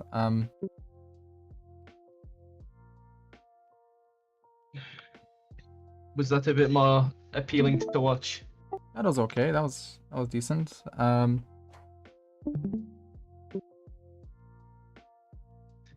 I will be honest. Like I know you're the coach, but like I will aim to like not so much fight you on things, but I'll try to debate things where I feel like Yeah, it may please be do, dude. incorrect. Please Yeah, so, like, for read example- my description, Discord bio. Let's see. I have read it, but like it slipped my mind. Like what exactly it has in it that I could reference that part to teach and to learn. Yeah, and to learn. through teaching, I also want to improve. So like, Yeah, I feel like when because you I'm not say- a mechanical player, so like I have to improve in other ways, pretty much. Yeah, regarding the fast flanking and getting my knife out and whatnot, I feel like it's okay going through spawn with a knife out if there's like definitely gonna be no enemies that are like pushing up through mid and gonna catch you off on a rotate. Like, but I completely agree from your perspective around if you have a sheriff, it's like low risk, high reward. Running around and maybe I got like one pick, or maybe like with that moment where like you said, oh, if I flanked a bit faster, I would have got the Phoenix and maybe the person in nest. But I could also have died because there was a person in nest. But like he was like focusing on the fights on the actual site, so I could have got like maybe 2, maybe 3, or even more, and could have secured that round. So Yeah, I that's agree a from that common perspective. common Radiant timing is where like you make use of the fact your teammates are making noise and distracting the enemies. Yes. So I feel like I would like get my knife out and run for if it's definitely safe to do it, but otherwise I would always just have my gun out and just not shift, just like full W key for the most part. Yeah, but then you have to consider 'Cause just the big difference in the timing if that happens. If you're not knife out, that could cost you 5-10 seconds, and that could be the difference between you again like killing that Phoenix after he comes out of his ult and like having him run back onto site safely without you managing to kill him for free. So what would be the point that you would stop? So with that example where I was rotating and the Phoenix was ultimated and from main and there was someone nest, what would be the point where you would say take your gun out and get ready to take like fights? Would it be like hear me in nest? So like if someone did that to me, I would have heard it 100%, and I would have like looked behind me to take the fight with the flank. it's like oftentimes I don't know how to explain it. Have you ever been like, has the enemy like ever like fast flanked and then you just didn't really like process like the footsteps behind you? like a Jett ult or a Neon ult. They're the only times that I really get caught out. So on a fast flank, the only time I get caught out is when like, you know, as soon as you hear the flank, you're dead kind of thing, because like it's a Jett ult where he's like running full speed, or a Neon ult full speed. But for the most time, as long as like, because like my right side is very weak, and you'll probably see it in some games. I used to be like very deaf in my right ear to the point I couldn't hear anything, and now it's like the sound is like there but not fully, so like I can hear it on my right side now, but before I never could. So yeah, you could just increase the volume in your right headphone. No, No? 'cause I could damage my ear more. The most appropriate fix there would just to be using mono audio, but I don't want to have like fake audio, if that makes sense. Yeah, I don't really know how it works with like damaged so mono eardrums audio or anything, but you don't mean by the terms of like the mono audio and like stereo. it's just like, unless, because the way I understand hearing is past a certain threshold, volume threshold, it starts being damaging over time. Yeah, it's based on frequencies as well, based on how much you can hear. So like a loud frequency, then you might be able to hear it, but then like a low frequency, quiet frequency, you might not be able to hear it. Kind of like, you know, how dogs, how they can hear high frequencies where other humans wouldn't be able to hear it. Yeah. Yeah, but my hearing, I had like an infection in my middle ear. Oh, my brother had my that hearing never recently. came back. Yeah, my hearing never came back from that. It was like 7 years ago, and it's only just started to come back. Like my hearing's only just started to come back. So is But it just like more likely to get damaged if you like listen if to I was to louder turn it off, things? then yeah, of course. Like once your ears damaged, like you shouldn't listen to like Okay. people that go, It's kind people of that like go to weaker, concerts. basically. Your ear is kind of weaker. Yeah, it's weaker and it's like hard to hear stuff. But like people who go to concerts and they listen to loud music all the time. Yeah, Like you they need aren't earpods for deaf. that, like proper Yeah, but like ones. they don't become deaf immediately. They become deaf over time. Yeah. So like it's not like the damage you do at first, it's the damage you do over time. Yeah. Yeah, that's why I'm really careful of that. I try to always make sure that like when I'm playing that things are like just like loud enough, but like so they just feel quiet, right? Like quiet, like not quiet, not really quiet, but like like below what is loud, right? Yes. My volume's like always below 50%. It's always like 40 to 50 maximum because it's also what I've realized, and quite a few people have also said it, that you shouldn't really play Valorant on a very high volume because it can be very distracting. Because of all the different things like utility noises, gunshots all over the place and all that, it can be very distracting. That depends on like your headphones configuration and like your settings. I guess so. think. Because for example, you can boost certain frequencies to make it easier to hear footsteps. Then you might not need things to be as loud in that case. You could just get some better earphones too, though, where you don't need to have loud noises. Because like some earphones, you could have it on 100%, and you won't hear noises like you would hear noises like my earphones I've got at the moment. VCT players use it's the in-ear monitors. Yeah. They are really good for positional audio. It's called like Z. No, but ear monitors. XZ. Oh, ZSNs, I think they're called. ZSN. Yeah, I think I've heard of them. Like I tried some, but unfortunately my rats chewed through my cable to my IEMs, so yeah. And the cables are like... They're quite cheap. Yeah, they're cheap, yeah, I guess. But they're like more expensive than any cable I ever bought, so I'm not very inclined to use them. These ones I use are only £17 and they're very, very good. So like I can hear noises, and like in the majority of my games, even in Diamond, people could not hear the noises I could hear. Yeah, I have the same thing. I always make sure to set things up where like I can tell exactly where like enemy footsteps are coming from, to the point where like I don't even need to see the enemy really. Like if they make a footstep, I can make like a very educated estimation to like which direction the footstep came from, and then like I can just shoot the enemy through the wall, and I probably get a kill like half the time, maybe 40% of the time. Yeah. That's very good. And it is a skill. It is a skill that you can develop too. And I think there are like aim labs scenarios that can help you with that, which is also kind of cool. Yeah, there is. Yeah. Anyway, you want to get into the quick session? Yeah, let's go ahead and then we'll finish off. Am I streaming? Yes, yeah.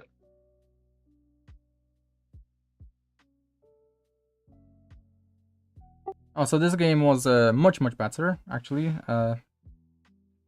At least it looked much better to me than when you played Jett. I don't know, you don't seem very like comfortable on Jett, but... Not on this map, no. I think because I fell off this map so many times, I'm not very confident. Oh no. Oh my god. But no, like I loved this wall you did. This was great. You should have been doing this wall on defense as well, and then there's like this ledge on the side that you can use to jump on the wall. They've changed the sage wall for that ledge though. They've made it very hard to get a nice wall on that ledge. So like if you go in, oh, you haven't got Valorant open. No. So it used to be very simple to be able to place a wall on there. Like you would just turn it slightly and it would like stand up properly on like a good height, so they can't jump on your wall. But like now it's like they've changed. So like on Bind as well, you know how you can wall at the window. Maybe it's just like a bug on my game, but maybe you could test it to see. But I'm pretty sure the Sage wall is like quite buggy now. So like certain areas, like the window on Bind, it's like buggy, and then that window there, and that ledge on Abyss is very buggy to do. Yeah, this is called danger. Danger, because people fall off.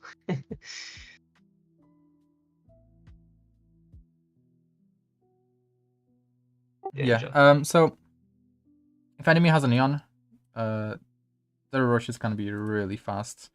Like I'm surprised the neon didn't do this more often. Like Yeah, I'm surprised as well. He did it once. like she could even like At stun least I this. know. She can stun this, and I think it bounces like something like that. Not too sure. Like that. Her stuns, and you're kind of fucked here. Like whether she has a shotgun, a vandal, whatever. If she sprints across, you're kind of fucked, and you're fucked within like seconds, basically. Yeah, that neon was really good to be fair on that one attack. I don't know why he didn't do it more.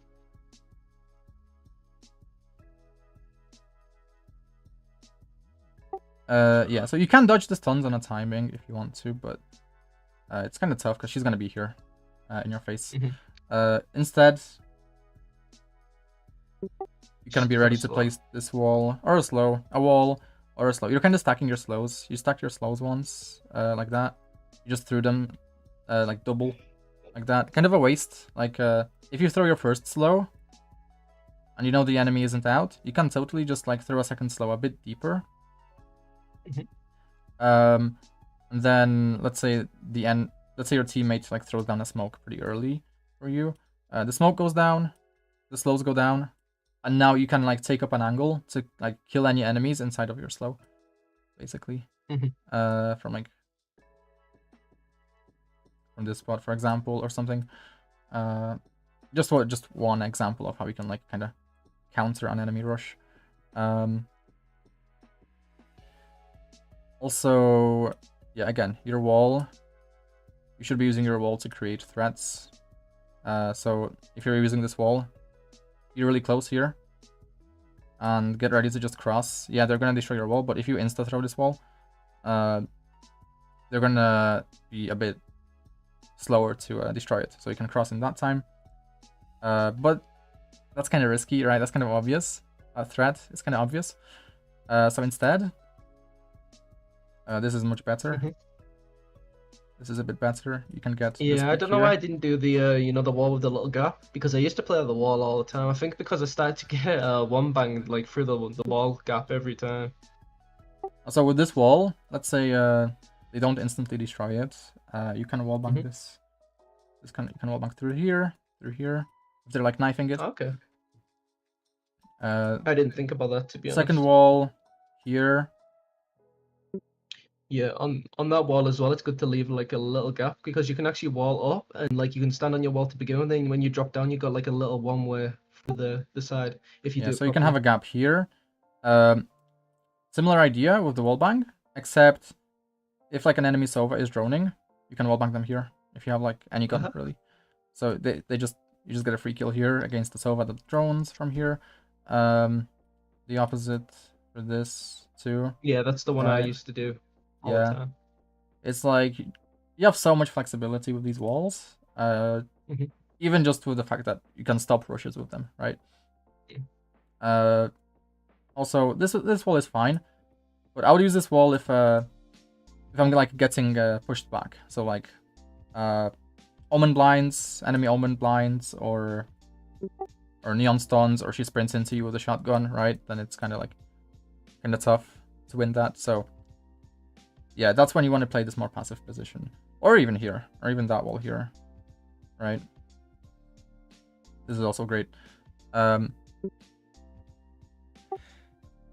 Lurk routing through mid can involve a teammate holding you while you're on. Yeah, so here you just kind of did a solo play, which is fine, but you still need to improve your routing, where instead of routing like this, where you're constantly exposed to a potential threat here, right, because this is a threat. You route so that you can avoid it,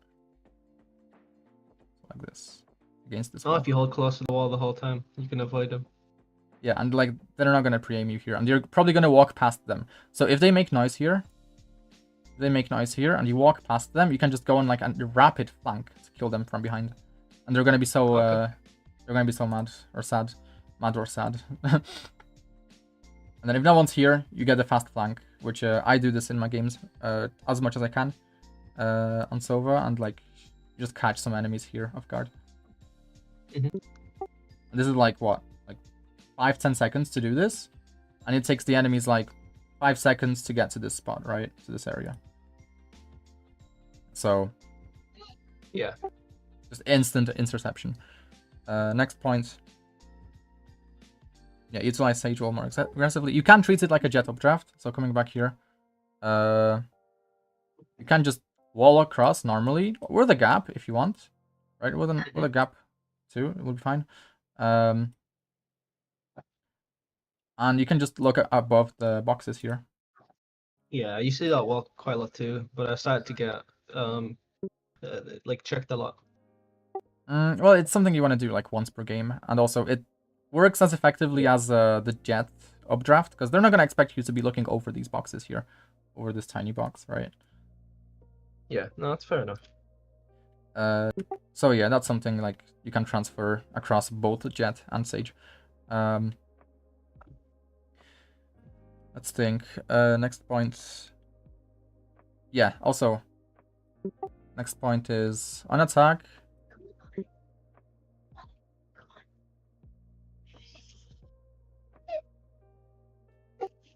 Like when you were pushing up, you were just kind of like moving left and All right over the here. place. Just kind of in this Yeah. area. Which is like not that good. Like Entry you need is to a be very weak, very weak thing. like you need to have a plan. You need to have a plan. So like one plan. Not sure what that is. Okay, never mind. Coming back. One plan is you could do something like this to help you cross towards the left side of sight. That's fine. It does give the enemy a bit of space, so it's not ideal. You could do something like this. Yeah, and they can instead. see over the gap as well, can't they? Yeah, they might be able to see through the gap, but this is a little bit better. You can just path this way if you want, right?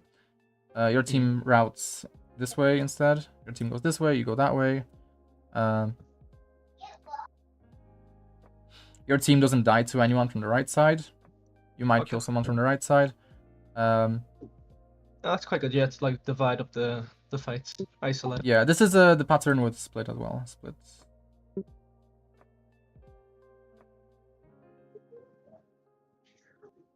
Because this wall just gives the enemy so much space here, and they can just be like camping behind the wall, ready to like shoot your teammates in the back. But like this, you can go and take space. I've never seen anybody do that type of wall. Yeah, this is really common in Radiant. Yeah, that's very high elo. How come you know all these like high elo walls? Dude, I watched so many like pro player VODs and Radiants and everything. Like, but yeah, this is much better because it lets you fight. The enemy won't expect it too, because from the enemy's perspective, this gap isn't really visible. They from the can't see enemy's it, yeah, perspective. because of the way they're looking at it. Yeah. So when you're peeking, they're just not gonna expect you. They might be looking above the wall, right? So you just have like an inherent advantage. As soon as split comes back, I'm gonna abuse that. That's like so good. Nobody does that. Yeah. Coming back, Abyss. You're rushing your shots a bit on the sheriff. I might send you like a video. Yeah, I do. On rush my that, shots I'm a not lot, sure. It's like any guide really will be fine. Like, I'm not too sure in regards to like these kinds of common problems where like, okay, you're rushing your shots. There's like a million YouTube videos to help you with that, and like, I don't know. Like, I wouldn't be saying anything that the YouTube videos aren't already saying. Yeah, for me, I think it's just a psychological thing, because I always used to do really well with the sheriff because I practiced it so much. But now I think that because I started missing a lot of shots again, like in my head, oh, I'm gonna miss the next shot. So it's like a negative mindset. But if I had a positive mindset with it, maybe I'd start hitting shots again. Because Valorant's like very mental. Oh yeah, for sure.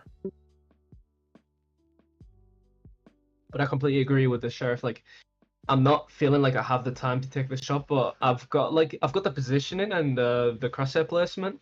It's just as soon as I see the enemy, I'm like clicking immediately instead of like taking my time and maybe even strafing and just accepting that I might die. But also, I'll most likely, if I am gonna get the shot off, I'm most likely gonna hit the head rather than just rushing the shot and dying in any way. Yeah, I think more deathmatch is gonna help you. Let's look at your tracker. This act alone, you have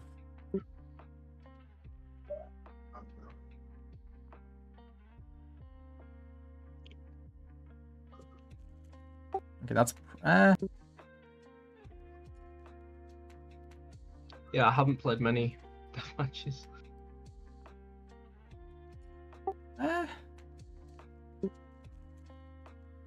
Yeah, he definitely needs to play more. What's my target for death matches? Wait.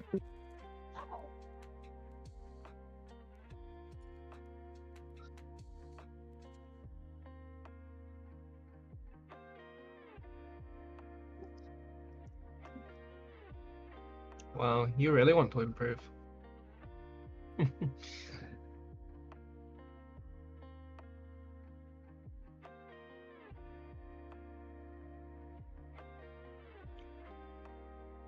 I had like notes on my death matches somewhere, how many I should be doing.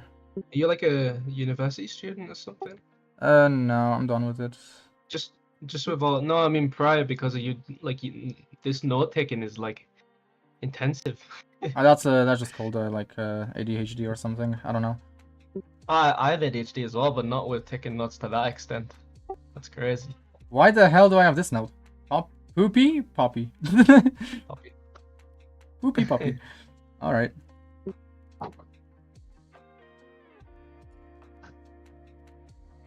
Yeah, I'll have to look into it. Also, what is this alarm? Okay, moving on. Rushing wall of enemy rotate so we can... Oh, yeah. Sorry, I have no sense of time, so I don't know if I should be going faster or not. That's okay. Here, when you were pushing this... Just take side, dude. Take side, like, wall this off. This does two things. It cuts off the enemy rotate. It stops your teammates from overextending and dying to the enemies in spawn. Hello? I'm hearing. I'm listening. Okay. Yeah, you get the plant down, your teammates don't overextend. Enemies can't push past the wall yet. It's gonna be pretty tough for them. You can also go back and then slow as well after you plant. So they really can't get through. Yeah. That's something that you should have done. Instead, you're not looking at the minimap after like there's noise. You should be looking at the minimap after there's noise. Both enemies were spawned. And you walled off this instead. Or something like that. That's a good point. There are no enemies there, right? And you walled off the ghosts.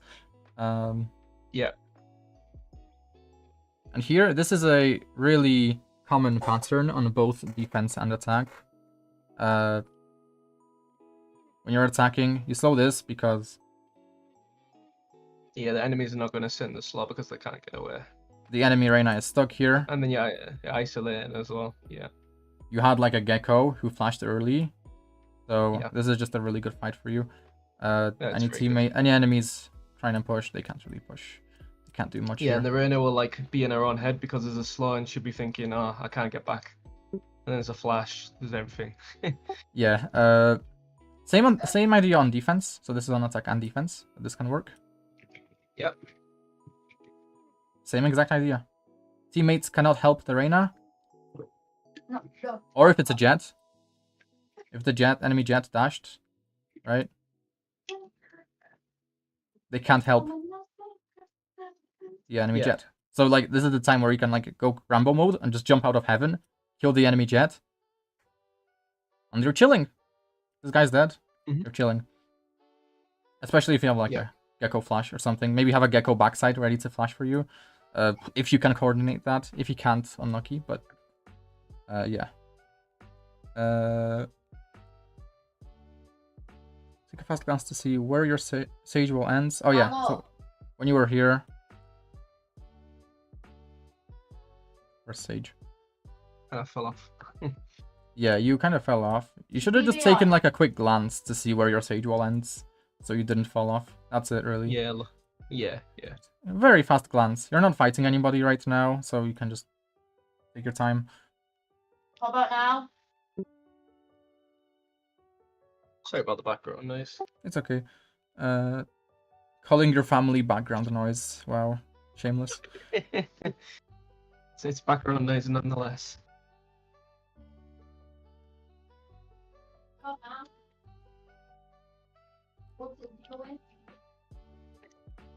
So just like curious about yourself.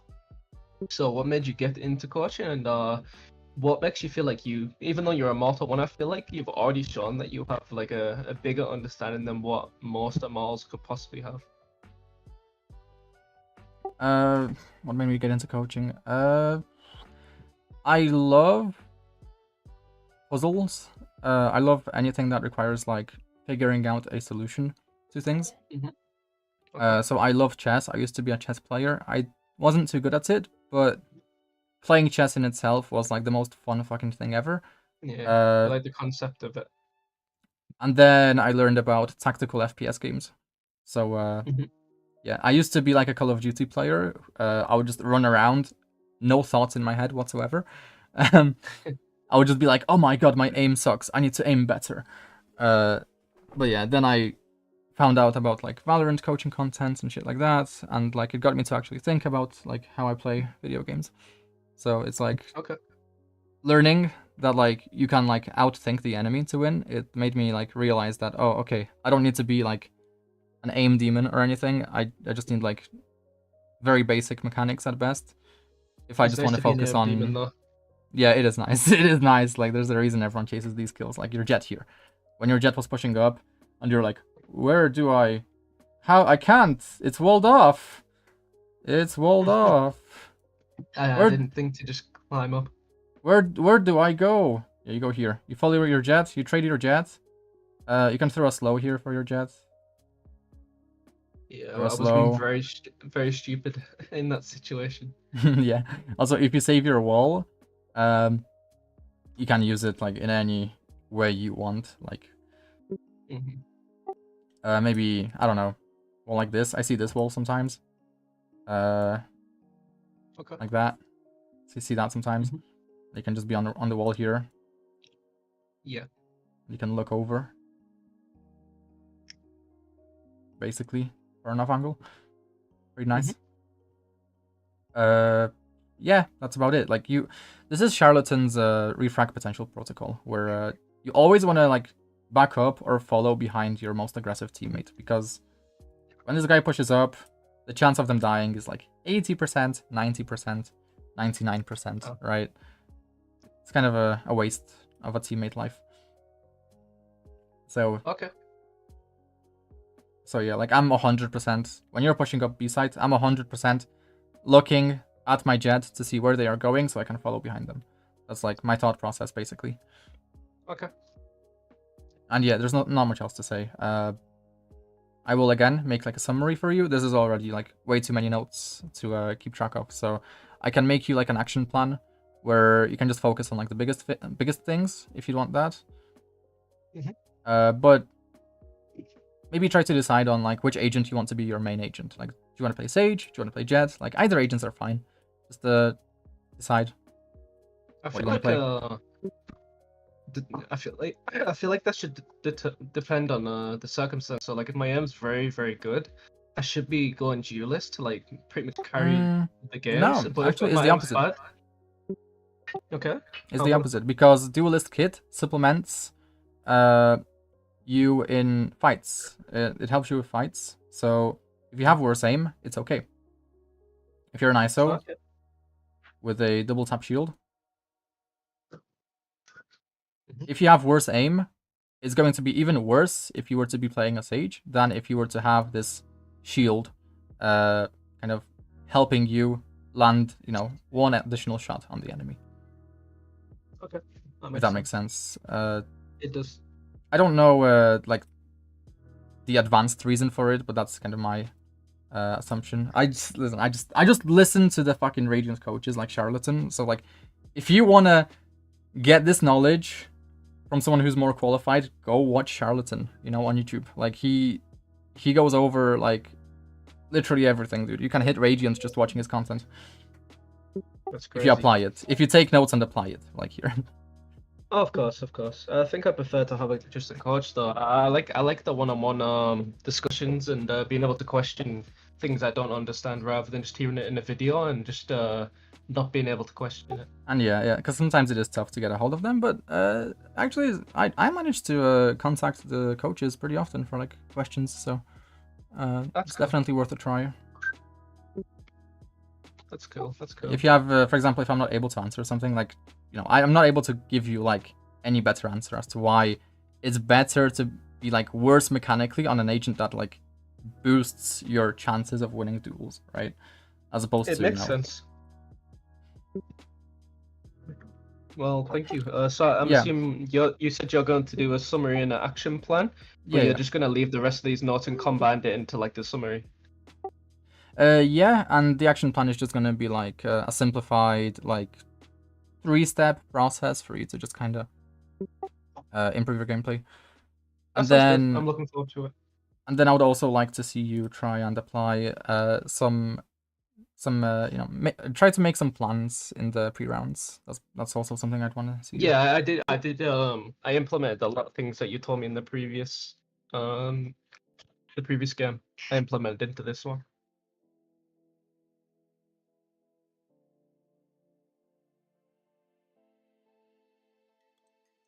Okay, yeah, Okay. that's about it. I'll do I'm that. sorry, I don't know how long this was. I have no sense of time. This is like the issue with like whatever is wrong with me is that. As long as you're okay for time, I'm okay for time. Okay, no, I mean, listen, the issue is usually gonna be for whoever I'm reviewing, because this, to me, this could have been 20 minutes or 2 hours, and I wouldn't feel the difference. Like, Yeah, I think it was about an hour and 15 minutes. okay, yeah, because I don't know how long it was, but yeah, I will also add a note for myself to use a timer. Yeah. To keep track of time. I'll keep having you as help me with the game, and then we'll see how it goes. Yeah, but an hour would be perfect actually. If I can squeeze things into an hour, that would be great. But for the future, I would really like you to give me pre-recorded VODs, because again, I'm just gonna be able to cook things up much easier for you. I'll have more time for it, and it's gonna be more time efficient, because instead of it taking, you know, the duration of the match plus the duration for the review and the you know, summary session after, it's gonna be like, okay, I can just, you know, you don't even have to be here. I can just do my own thing.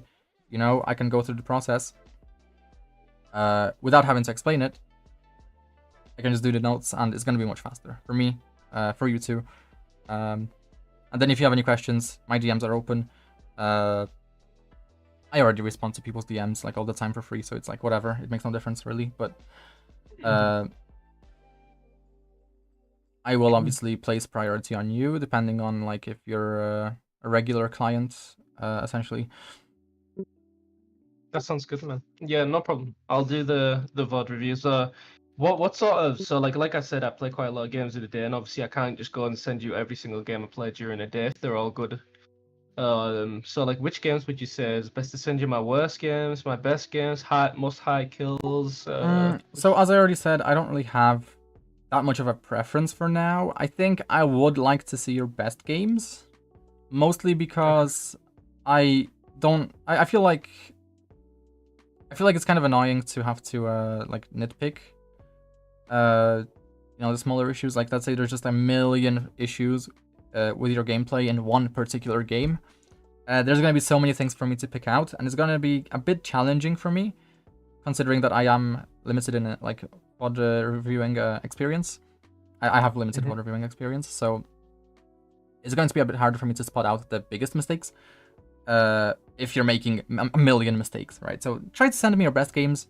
If you don't, it's no big deal, but I think I would prefer to have like your best possible games, just so I can pick out the biggest issues. Okay, sounds good, Ray. I'm gonna let you go. So. One more thing.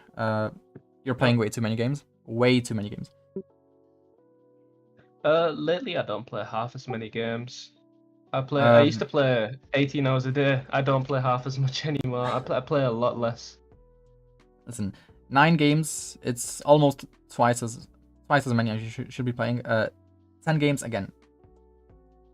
You have so many things you can be doing outside of competitive. You have my rank up guide, so it goes over it. So there's no need to talk about that. I'm gonna go have a look at it. All right, thank you very Okay, much. okay, Actually, do you mind sending me it one more time? The rank up guide. Yeah, sure. Thank you. Right, I'll let you go.